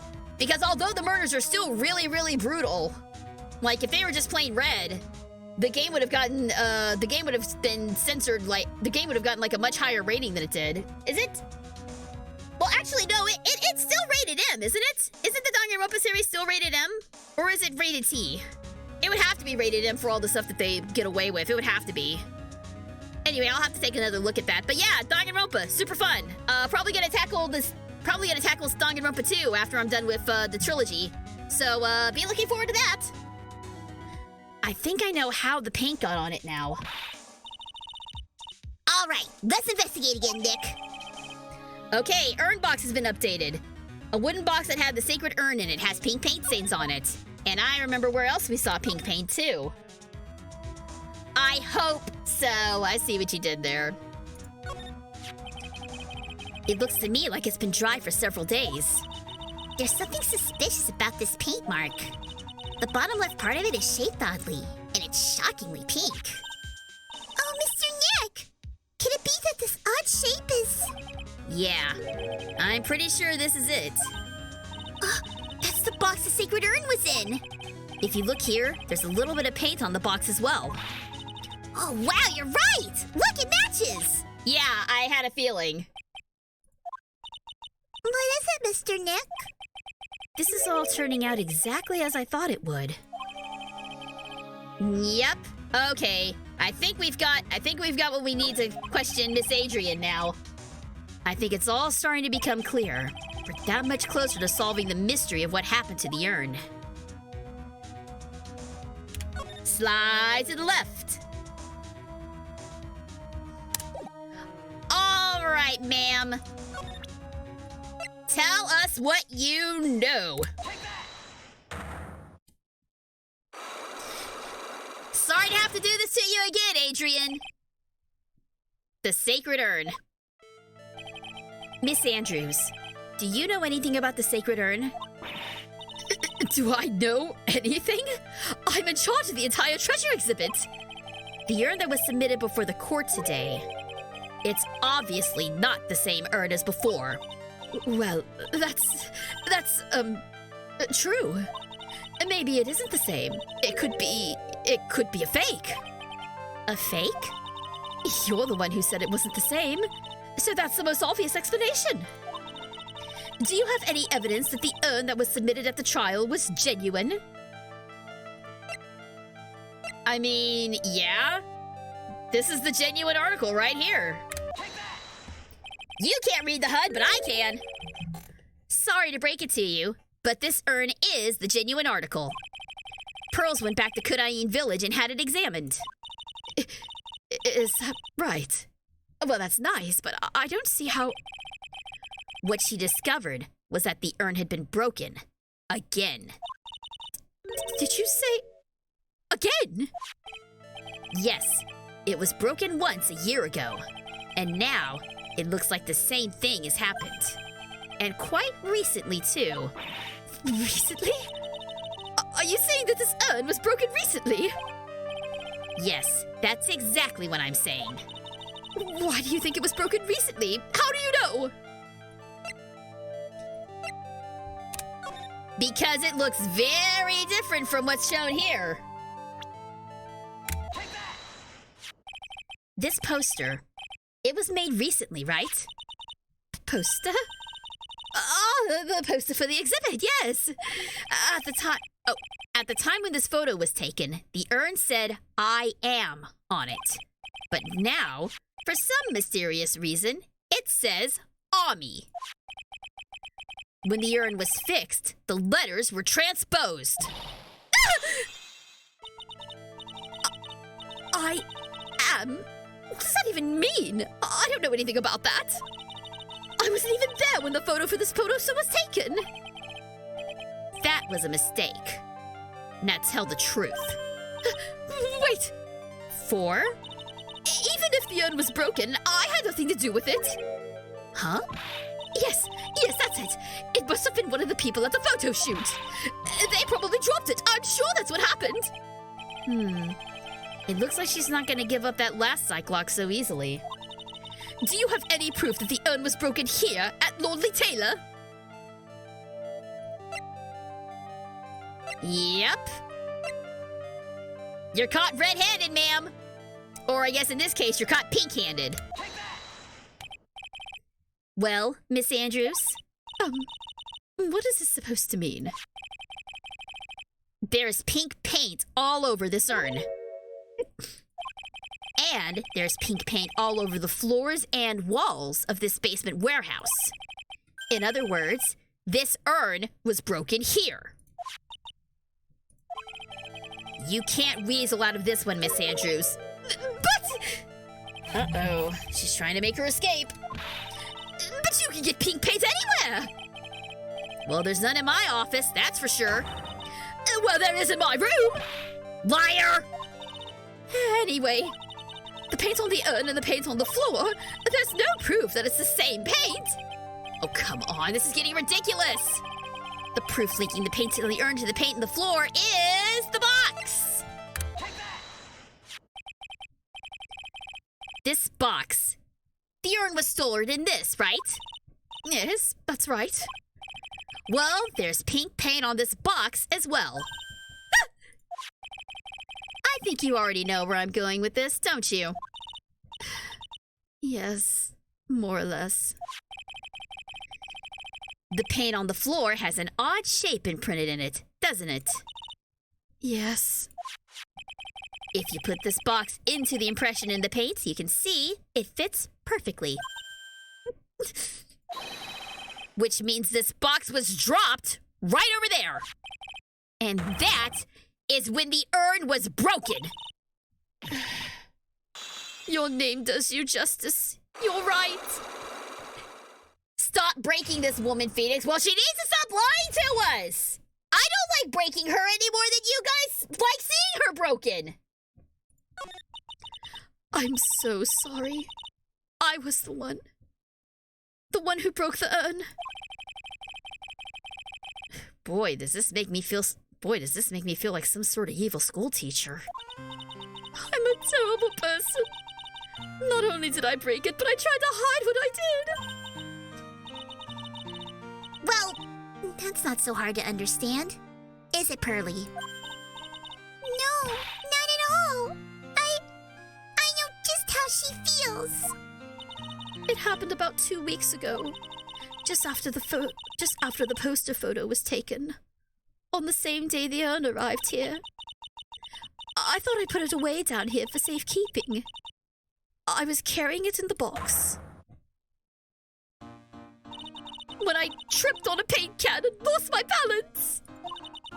The box I was carrying crashed to the ground. I heard a terrible noise and I thought my heart was going to stop. Fearing the worst, I opened the lid of the box and that's when it happened. Oh my god, this poor woman. The broken pieces of the urn fell out of the box and landed right in the paint. I was in shock and let out a huge scream.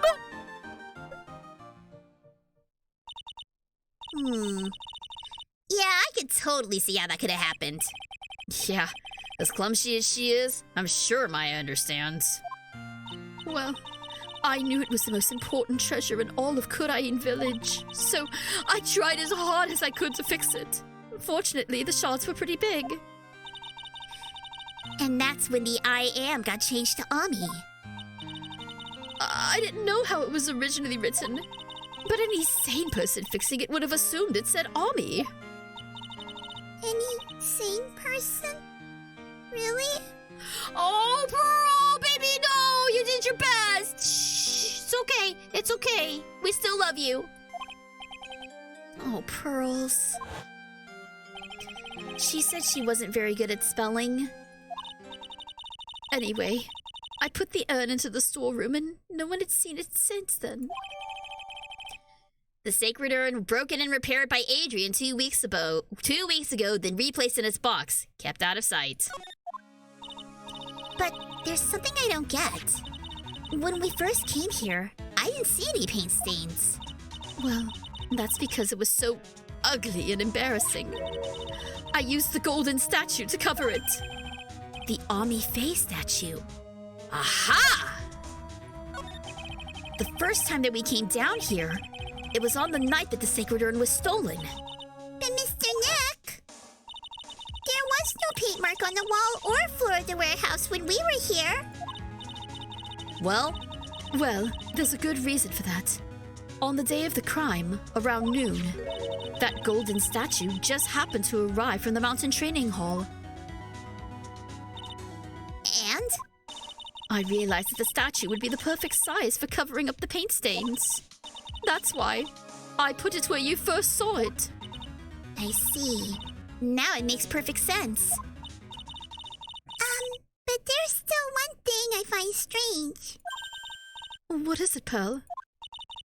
The day after the urn was stolen, we came here again. At that time, the statue had been moved and the paint was clearly visible. She's right about that. Well, Miss Andrews?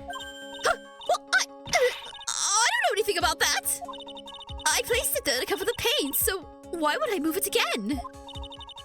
Well, then who was it? Who would have done it and why? On the day before the theft, the statue was definitely closer to the door.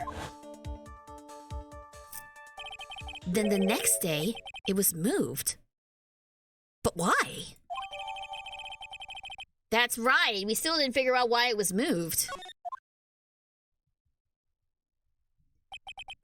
It looks like there's some connection between the sacred urn and the murder case. Why? Why do you think so, Nick? Because that night, the real thief, Ron Delight, was at KB Security. So then why did another masked mask show up here? A lot of different things are pointing to one undeniable fact. One undeniable fact? The murder trial is starting tomorrow, but it looks like that thief is going to be making another appearance. All right, so we're not quite through with Mask to Mask after all.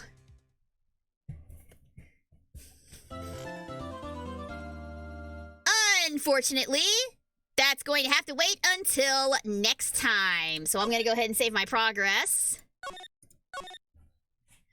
All right, so we will pick this up again next Sunday But it's gonna be starting a little later. I've got some stuff going on Sunday, so we're gonna be doing a Sunday night stream. Next time, so it will not be at 2 o'clock, it'll be much later than that.